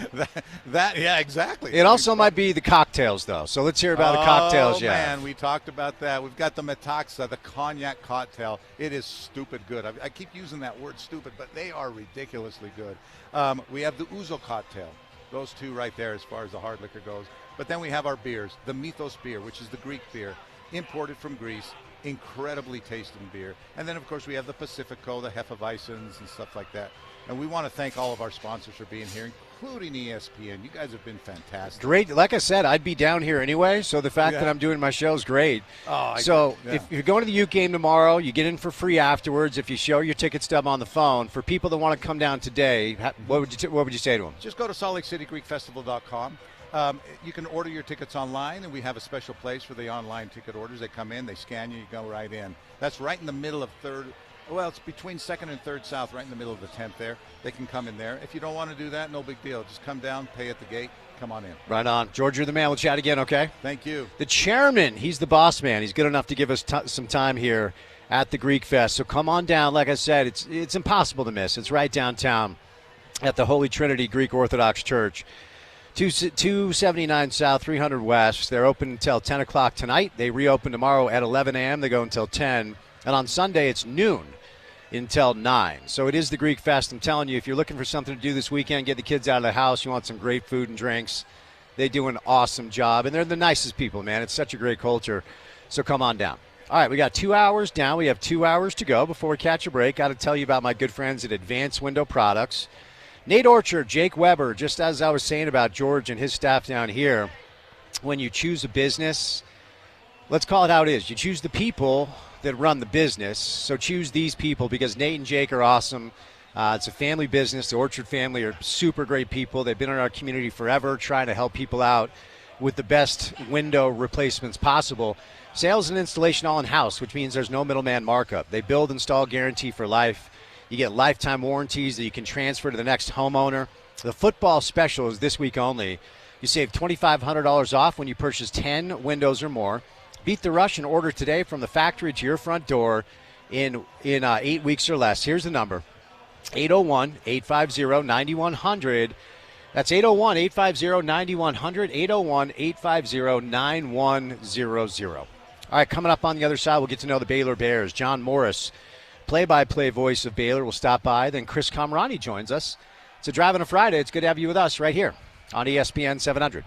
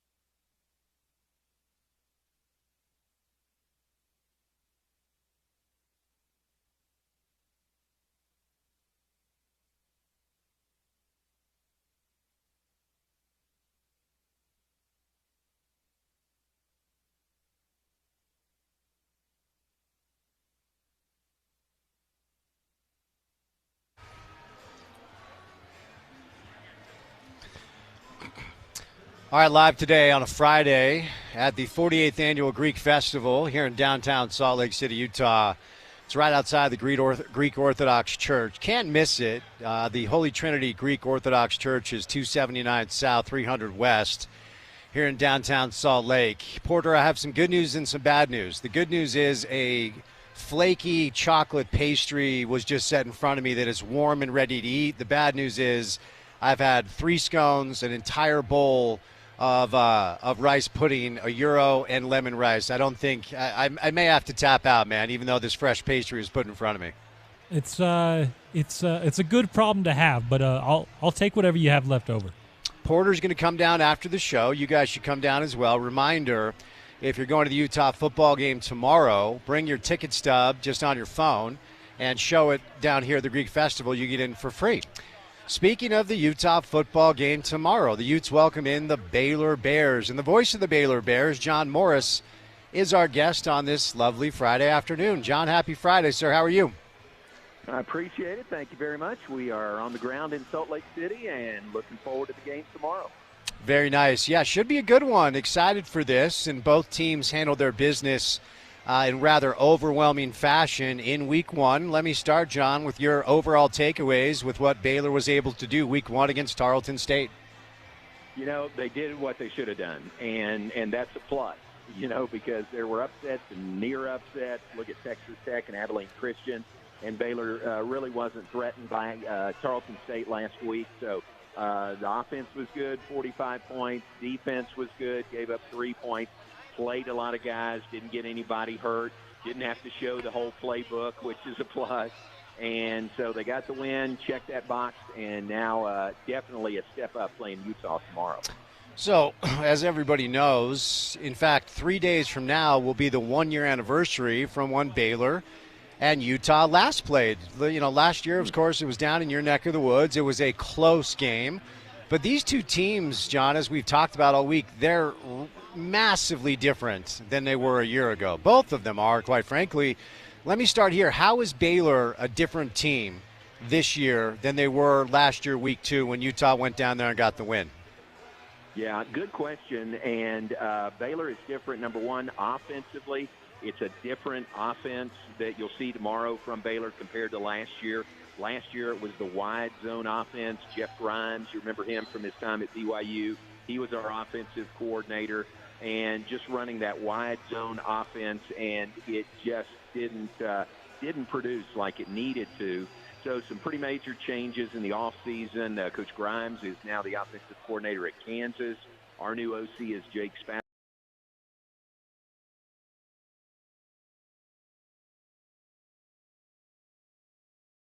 It looked pretty good last week. And a new quarterback to run that offense. DeQuan Finn transferred to Baylor, grad transfer from Toledo.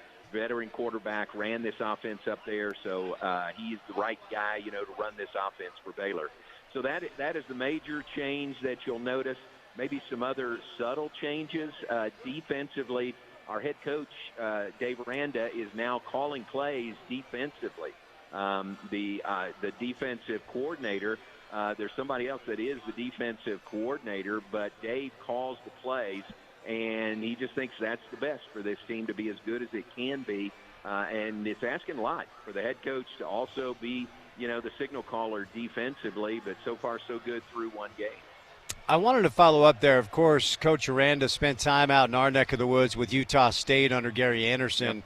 And, in fact, before that, I had Delane Fitzgerald on the show this week, who's the head coach of SUU. And one of Coach Aranda's early coaching jobs, only albeit for a few months, was down in Cedar City for Southern Utah. So he has a lot of friends here, a lot of people that really like Dave, respect Dave, and know Dave. And when I heard he was calling the plays on defense, John, I felt like that was a good move because we know him around here, and I think most people around the nation know him as a defensive genius of sorts. What does that dynamic say to you about potentially the way Dave feels that this season has to go in order for him to keep his job? Yeah, I think that's a very fair question. I mean, he knows he's got to win, and the Bears have to win this year. There were conversations that should there have been a change after last season. But our athletic director, Mac Rhodes, made the call and brought Dave back, and significant changes on the staff, and Dave calling plays. And I think it's a great move. I agree with you. He's one of the, I think, best defensive minds in the country. So why wouldn't you, tap into that on game day and have him call the defenses? And again, it's a tough challenge against Cam Rising in Utah tomorrow, but we'll see how it plays out against this really good Utah team. So let me hone in on the quarterback a little bit, because as you referenced, a transfer who certainly appears to be a very dynamic athlete in DeQuan Finn, but he did have a couple of pretty bad picks, as you know, John, against Tarleton State. So what makes him dangerous, and what do Ute fans need to know about the type of quarterback he is prior to the game coming up tomorrow? Yeah, I think he can run with it. He's fast. He can take off and run. Our first touchdown of the season was a 39-yard touchdown run by DeQuan Finn, and then he threw for, 4 other touchdowns. And he did have the 2 interceptions, which, was something to work on this week. He knows he's got to have better decision-making against Utah tomorrow. So plenty to work on this week, but I think he throws the ball well. He runs it when he needs to. He's got a really good grasp of this offense. So like I said earlier, he is, I think, the perfect guy to be brought in to run this offense for Baylor. So game one, Richard Reese and Deshaun Pendergrass both look to be legitimate running back options for Baylor. They both had a bunch of carries. One had 18, one had 17. Is that the deal with this team? No bell cow, but 2 backs that they like an awful lot? Probably so, and we've got 2 others, that are on the depth chart and just not sure of their availability tomorrow. We didn't see him last week, but Dominic Richardson is a veteran running back. He transferred to Baylor from Oklahoma State a couple of years ago. And then Bryson Washington is a very, very highly thought-of young guy. Didn't play a lot last year because of injury, and we're all excited to see him get on the field when he does. So those 2 that you mentioned, they will for sure be the main 2 backs and probably split time.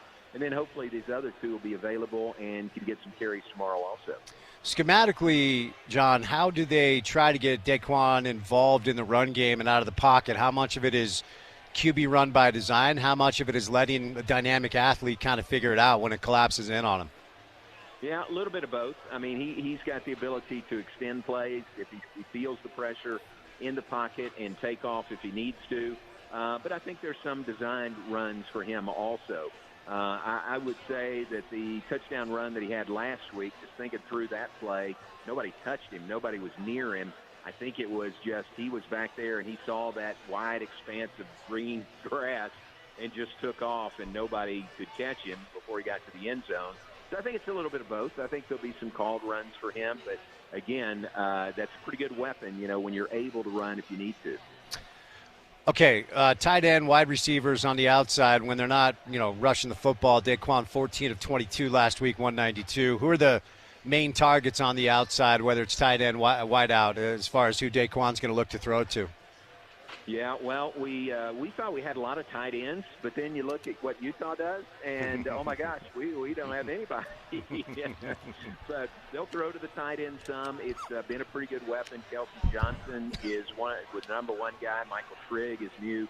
He caught a touchdown pass last week. So there's several tight ends that'll rotate in and be part of the offense.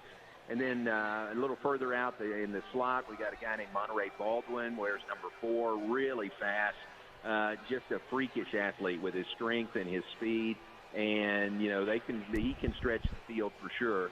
Hal Presley can do that also. Ketron Jackson transferred to Baylor 2 years ago from Arkansas. He caught a touchdown pass late in the game last week. So those are the few. Hal Presley also. So there's a few of the guys. And it's a pretty deep group, I think, at receiver. So you may see a lot of different guys, be in there and have opportunities to catch balls. Last week, Utah handled their business the way Baylor did against an FCS team at SUU, 49-0.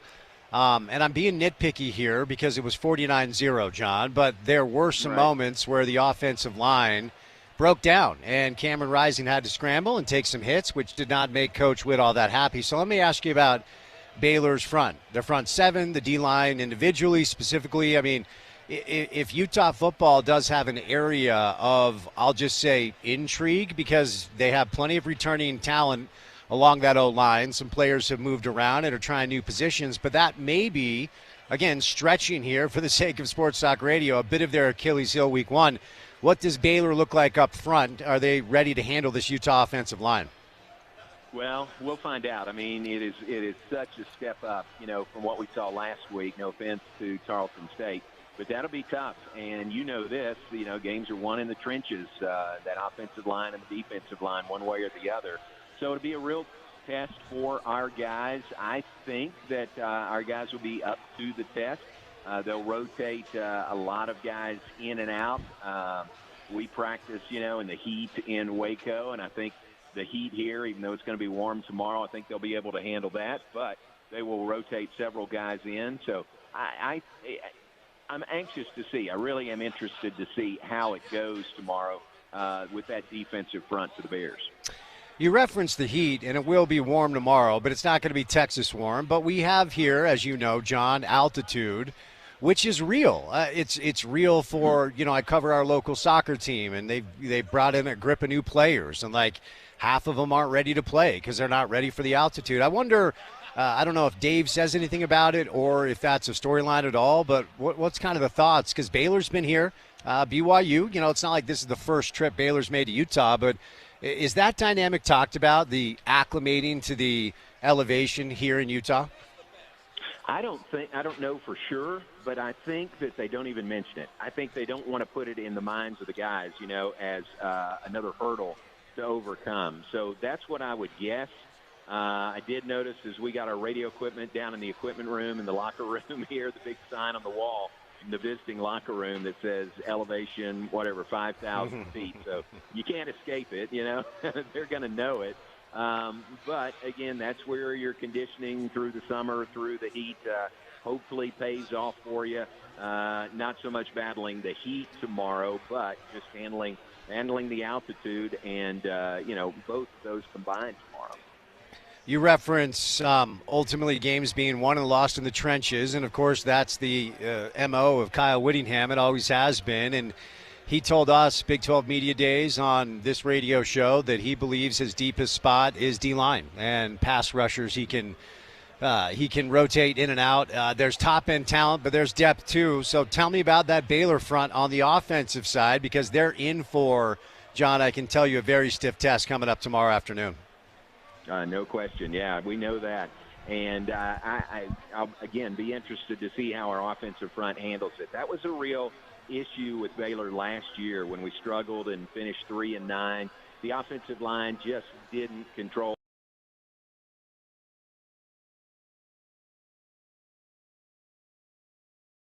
Again, tested tomorrow, so we got some veterans in there and guys who have worked together. So hopefully the offensive line will be able to hold up enough against that rush from Utah. What are some of the conversations that have taken place this week down there about this Utah football team? As I referenced, Dave has local ties, so I know Kyle knows him. Kyle and Gary Anderson are close. It's the coaching fraternity. I would imagine there's a lot of respect. I mean, this is the team here in Salt Lake, as you know, John, that was picked to win the Big 12 in year one of our Big 12 experience by both Vegas and the media. What seems to be the redeeming thought about these Utah Utes from the Baylor Bears down in your neck of the woods? Sure. Great respect. I voted for Utah to win the league this year, so obviously they are very well thought of and very good team. And Kyle Whittingham, just his history here for so many years. Interesting connection between Andy Ludwig, the offensive coordinator, and Dave Aranda. They worked together at Wisconsin. I'm pretty sure I'm right that Coach Ludwig was the offensive coordinator and Dave was the defensive coordinator at Wisconsin for a while. So he speaks very highly of him and Coach Whittington. So it's, I think, great respect for Utah. Cam Rising, of course, we did not see him last year when we played that game in Waco's early in the season. And the way I remember it was, it wasn't, we were wondering if Cam Rising was going to see the field, if he was going to play at that point early in the year. I don't think it had been decided, if he could play at all or not. So they had to prepare for him, and now we know what we're getting in Cam Rising, maybe the best quarterback in this league. So those are a few of the things that I've heard from our coaches and our players this week heading into this game, which is 2 Big 12 schools, but it's not a Big 12 game. How about that? Doesn't that make it interesting?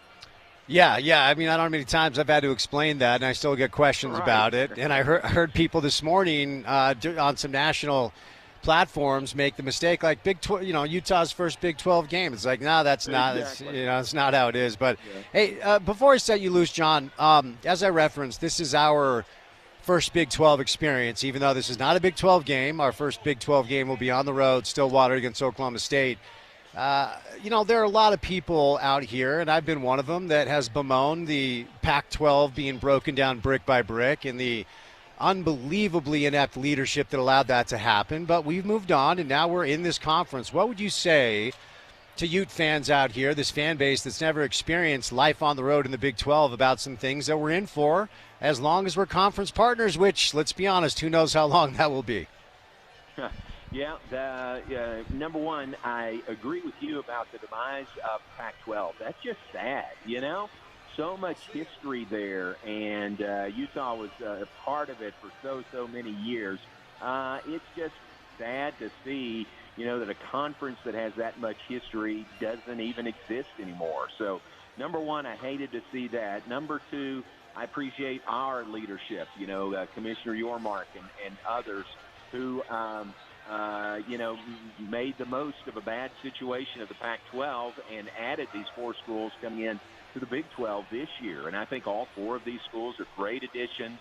I think your fans are going to love going to places, like Stillwater, and when you come to Waco in future years, maybe some were there last year, but I think you'll enjoy it. And I think it's a great league, and I think there's a lot of camaraderie. I think about our broadcasting group, like Bill Riley here is already, one of the guys with us. So it's really fun. And, if you're not playing somebody, in your league, you're rooting for that team, in your league, and you want people to be successful. Then when you play them, you want to, tear them apart and beat them. But then it's all for the betterment of the Big 12 overall. So I think it's a really good league. I'm glad Utah's a part of it, and look forward to having Utah in the Big 12 conference for many years to come. Well, John, I don't need to know anything else about you to know what a kind man you are, other than the fact that you've welcomed in that nerd Bill Riley into your group. That's really, really kind of you. You should know that I'm way cooler than Bill is. So if you come into town, you want to hang out with the cool kids, John, just hit me up, okay? See, that's good. See, I'm just learning these things. I think Bill is great, but now I'm learning. Yeah, I learn more about each other. Oh, I kid. I've worked with Bill for about 20 years, John. So I appreciate your time. Enjoy your time in our market. Have a good call tomorrow, okay? We appreciate it. It's great to be here. Look forward to seeing the environment that we've heard so much about, and thanks for having me on. John Morris, the play-by-play voice of the Baylor Bears. By the way, Bill is a nerd, just so you know. Just had to get that out there. Love you, Bill. Baylor in town tomorrow to take on the Utes. 1:30 kick time, Rice-Eccles Stadium. And after the game, George, Ute fans should come down to the Greek Festival. Well, you got to have dinner, right? And you can get in for free if they do what? Show their ticket stubs. That's all they got to do. Yeah, either on their phone or the actual ticket stub. Right. I don't know if they do that anymore. I don't think, you know what? I was actually thinking about this because I got my friend some tickets today. He's like, do I go to Will Call? I'm like, no, I transfer them to you on your phone. I don't think they have hard copies of tickets anymore. I don't think they do, at least. And if you're like me, you can never find them on your phone. So. I know. I know. You always have to go to the gate and they punch it up for you. Technology. All right, there you go, you idiot. It's the 48th annual Greek Festival here at the Holy Trinity Greek Orthodox Church, 279 South, 300 West. My man George has been joining us all day as the chairman. All right, dude, what'd you put in front of me? I'm like, I got to pace myself at this point, but that looks too good. I can't not eat it. We got to put a few LBs on you. Come okay, on, Spence. I'm doing. So what do I got here? What is this? That is called a spanakopita. Okay. The spinach pie. A spinach pie. Yes. Okay, very now, nice. What you need to do is just feel how flaky that phyllo dough is. Yeah. And inside you got the feta cheese mixed in with a little bit of another one called kefalograviera. I don't even know how to say that in English. but that's another part of the Greek the Greek islands, which is from Crete. And they mix it in there together with the spinach, and it is delicious. It looks amazing. So so far for our listeners, I've had a gyro, I've had your lemon rice, which was phenomenal. I had 2 scones. I was about to have another. I finally put them over there. I had a bowl of rice pudding. Now I'm about to have a spinach. What say? Spanakopita. Spanakopita. So I'm going to do that. For our listeners that are coming down here, let's start with cocktails. Okay, it's Friday. Let's get the weekend started out right. They're coming down here. They want some drinks. What can they expect down here? All right, let's go. Let's start with the metaxa drink. Okay. That has the cognac metaxa in it. A little bit of ginger, and then they throw in, of course, the soda water with the orange peel. Oh, unbelievable. Absolutely unbelievable. Okay. We have the ouzo drink, the anise ouzo drink. That is really good as well. My favorite, of course, is the metaxa one. But then we have the Greek beer. Got to have the Greek beer, right? Of course, yeah. Here. And then we have our regular beers, the Pacifico, the Hefeweizens and things like that. I'm not sure all the beers because I don't drink a lot of beer. You're more of a cocktail guy, I've noticed. More of a cocktail guy, yeah. Yeah, there's nothing wrong with that. All right, we talked about this last segment. Let's just call it how it is. Parking is going to be a little bit of a challenge. Uber and Trax are probably your best friend. Uber and Trax. If you do Uber and Trax, you're going to be all set. Now, there is parking. We blocked off 3rd West, and you can come in at a 45-degree angle. 3rd West all the way past 2nd South and 4th South. But still, it's just so many people that come down here. You're going to want to go. You're going to want to take Trax. You're going to want to take Uber, something like that. So come down, have a good time. Don't worry about it. Take Trax and Uber. There we go. Be Greek for a week is what we're talking about, George. Tell us about. There's a stage on the other end of this tent, and this tent it's a big tent, man. It's a large tent. We saw earlier some young kids dancing. What can we expect on the stage all weekend long? Oh, the best entertainment in town. I'm telling you, these dancers are absolutely amazing. We got the little guys from 3 to 5 to 7-year-olds, and then they come in the junior Goyans, what we call the juniors, the junior high age kids, and then you have the senior high age kids, which are even better. But then the college group, unbelievable. These guys perform all over the country. They're in popular demand. From Salt Lake City, of all places.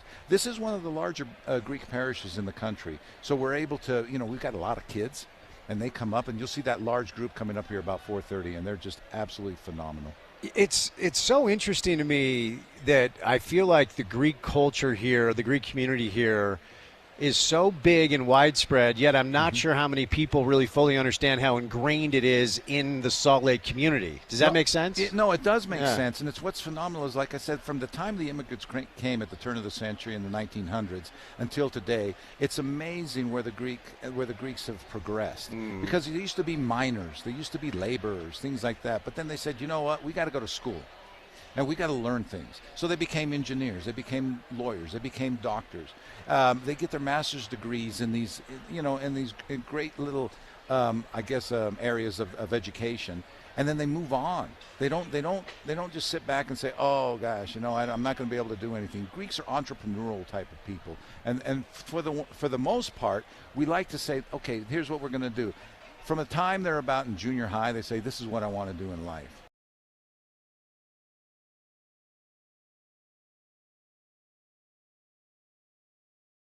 Out of here. Tickets online, on site. What should they do? SaltLakeCityGreekFestival.com. You can buy them there, or you just come down into the gates and pay as you come in. There we go. Hey, great to see you. We'll chat again, okay? Thanks, Spence. My man George, he's the chairman down here, so he's the big boss man.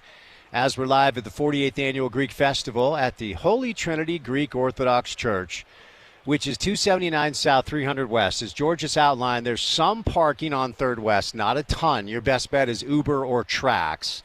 The food is amazing. I've been smashing my food all day long. It's so fun to be down here. They've got jewelry, entertainment, drinks, art, you name it. As George keeps saying, be Greek for a week. Come down and join us at the Greek Festival right downtown here in Salt Lake City. All right, I want to tell you about my good friends at Big O Tires. Big O Tires, you can get our healthy car special for $59.95, which includes a conventional oil change, checks on alignments, brakes, batteries, and more. Want to keep our customers safe and on the road and help them save money on tires and service. There's always something on sale at Big O Tires. Stop in to any of the 50 locally owned and operated locations in Utah or schedule an appointment online at bigotires.com. Time to welcome in Ryan from the Dish Pros, 801-424-DISH, 801-424-DISH. Ryan, bad news for the DirecTV folk out there. Let's hear what that is and why Dish is a better home for them.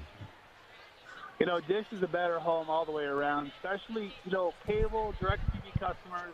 Even if there was a little debacle going on, you should call us because the promotions and offers we have, we save people between $60 to $100+ a month. I've had people close or up to $300 that we save a month, which is truly an awesome success story. But if you're a DirecTV customer, this is a rough one. Disney and DirecTV are at each other's throats, and it's interesting to see the comments being thrown back and forth, where they're basically calling each other a liar, and this is not really happening. That kind of tells me that they're probably not close to resolving this. So if you're wanting to have access to a lot of these sports, the whole Disney family channels are gone. Well, Dish has them. Call us up. Take advantage of this promotion. Let us save you a bunch of money. The DVR is the biggest DVR on the market. 16 tuners. Auto records the locals. Auto hops commercials. You've got a system where it'll auto record your favorite team's games. And guys, if there's a game that's on a streaming service, you can have that built into the system like a channel. Switch it. It'll work on all your TVs. One remote. It's simple and easy. Call us up today. Throwing dinner at JCW's. I'll get you the NFL Red Zone, too. And we can have you installed as early as tomorrow. Call right now. 801-424-DISH. That's 424-3474. All right, there he is, Ryan from the Dish Pros. Chris Kamrani stops by. Coming up next, some more college football on the way. Keep it right here on ESPN 700.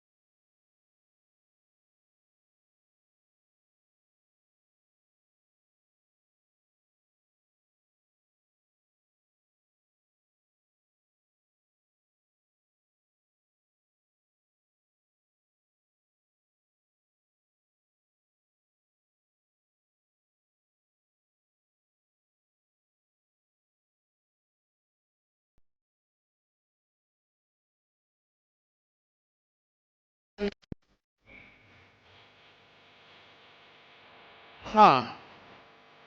Huh. I got nothing.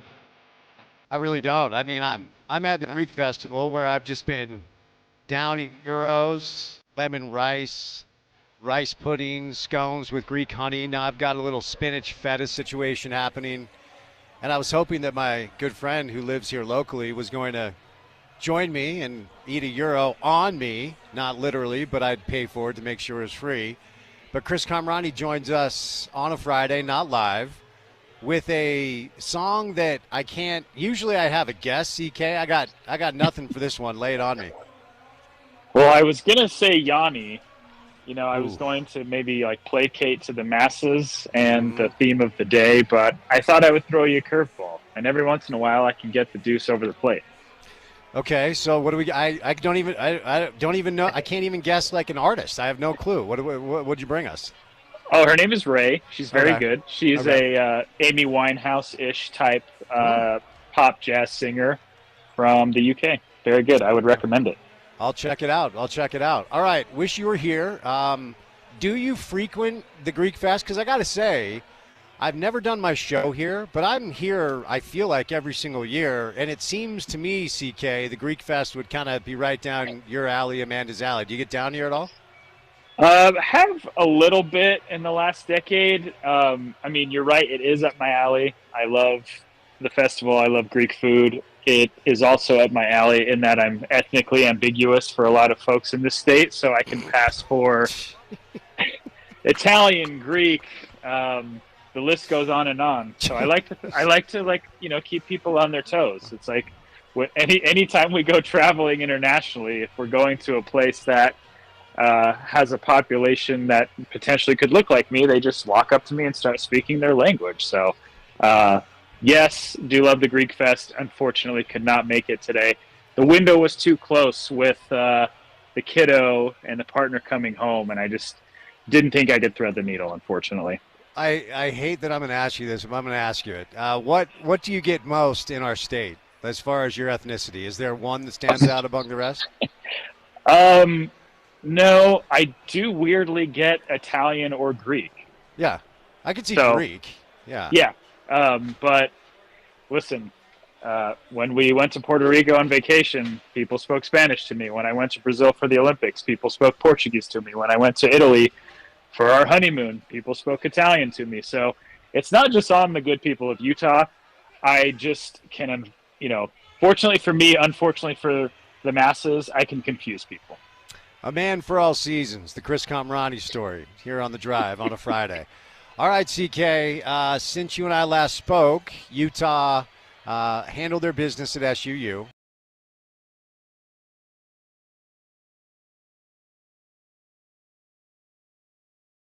Expecting to learn tomorrow against a team that Utah is a 2+ touchdown favorite over, but will be a stiffer, sterner test. I mean, Dave Arand is now calling the defense, as you know, so they'll have better athletes, they'll have bigger, faster kids, and they'll be probably schematically very sound defensively because that's who Dave Aranda is. What are you expecting or looking to learn from Utah tomorrow as the competition takes a step up? Well, I just think about last year's game in Waco and how it was an abysmal game, a very dreadful, difficult watch from both teams. Hopefully it's not that tomorrow. Back then, Utah was navigating a Bryson Barnes, Nate Johnson existence at quarterback, but that is no longer the case, obviously, with Cam back.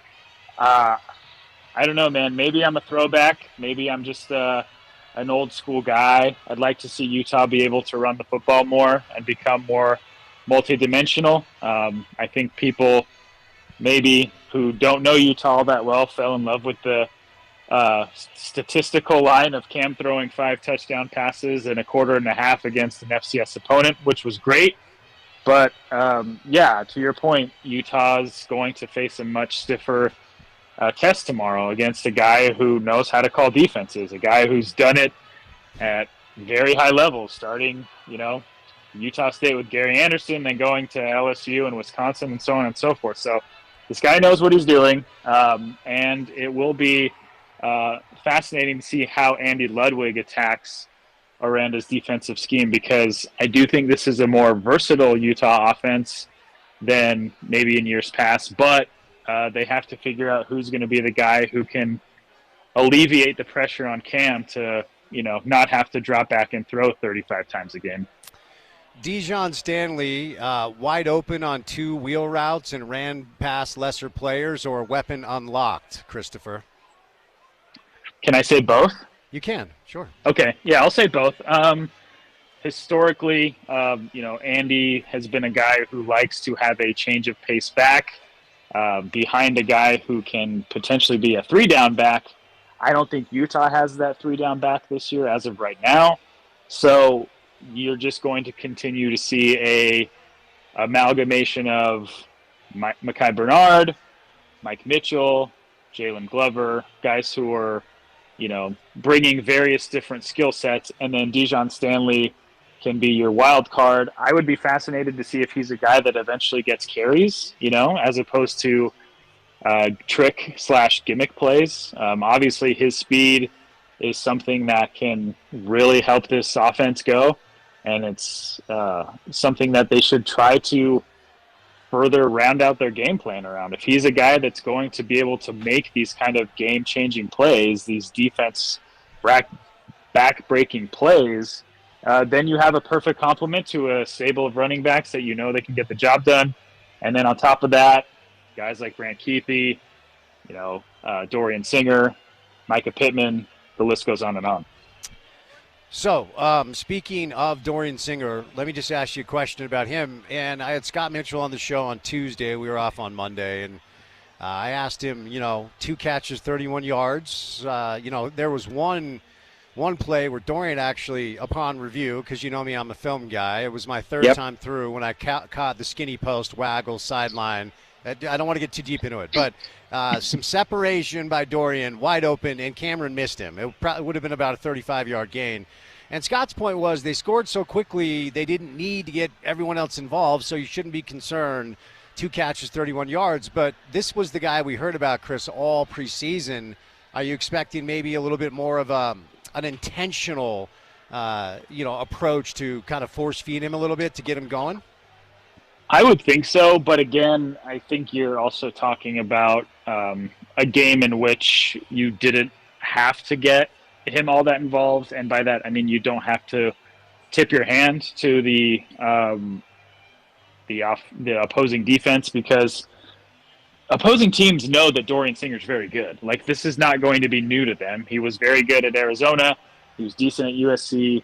He's a guy that Kyle Whittingham has spoken glowingly about for good reason. Like, I think Dorian Singer has the chance to have the impact that Darren Carrington did here once upon a time. Like, Utah historically is not a school that has really talented, top flight, can do it all receivers. And when Darren came here back in the day, I don't remember what the year was, like, it was obvious that he was their best receiver in a very long time. I think Dorian Singer has the opportunity to do that if, he gets the bulk of the receptions from the wide receiver standpoint. I think he will, and he should.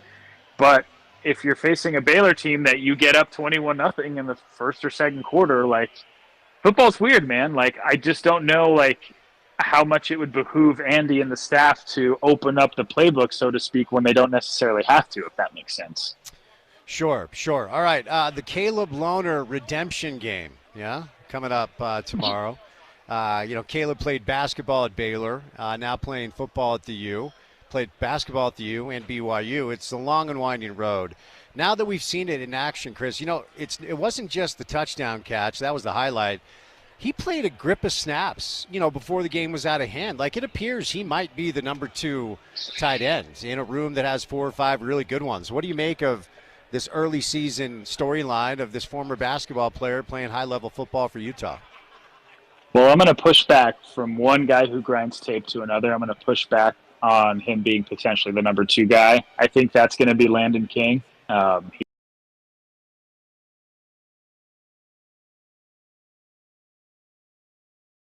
Coaching staff was able to utilize a 35-point lead in the second quarter to get an entire half of snaps for Caleb. But he showed that he can play football, which is great. You have to, anytime you're going to try to be a dual sport athlete, you have to prove that you can do both, and he clearly can. My question to you is, I saw him listed on the men's basketball roster this week. Like, is that going to be a thing? Well, first of all, the only reason I'll accept the pushback is I know you grind. That's it. Yes, I just want to be thank clear. you. Okay? I appreciate that. Because if you were just some hack with a pen, mightier than the sword, I wouldn't stand for it. But I know that you do the work. I don't let's say he continues to play well to the point where scouts are like, I want to watch this kid play. Because I'll tell you this, he's not an NBA guy. And I don't think he's a great high-level college basketball player. I never really did. Like when he transferred down to BYU, I actually sent out a tweet. I'm like, you guys can have him. And, of course, they didn't like that down there. And he turned out not to play well for them. And he couldn't really play much for Scott Drew and Baylor. And he would play for Craig because they just don't have a ton of bodies. But if he wants to cut a paycheck playing sports, it won't be with a basketball. It might be with a football. So if he starts to get a little love from scouts, I don't think he'll risk it by playing basketball. I think he'll finish football season, prepare for the combine, and try his hand at the NFL. At least that's my best guess.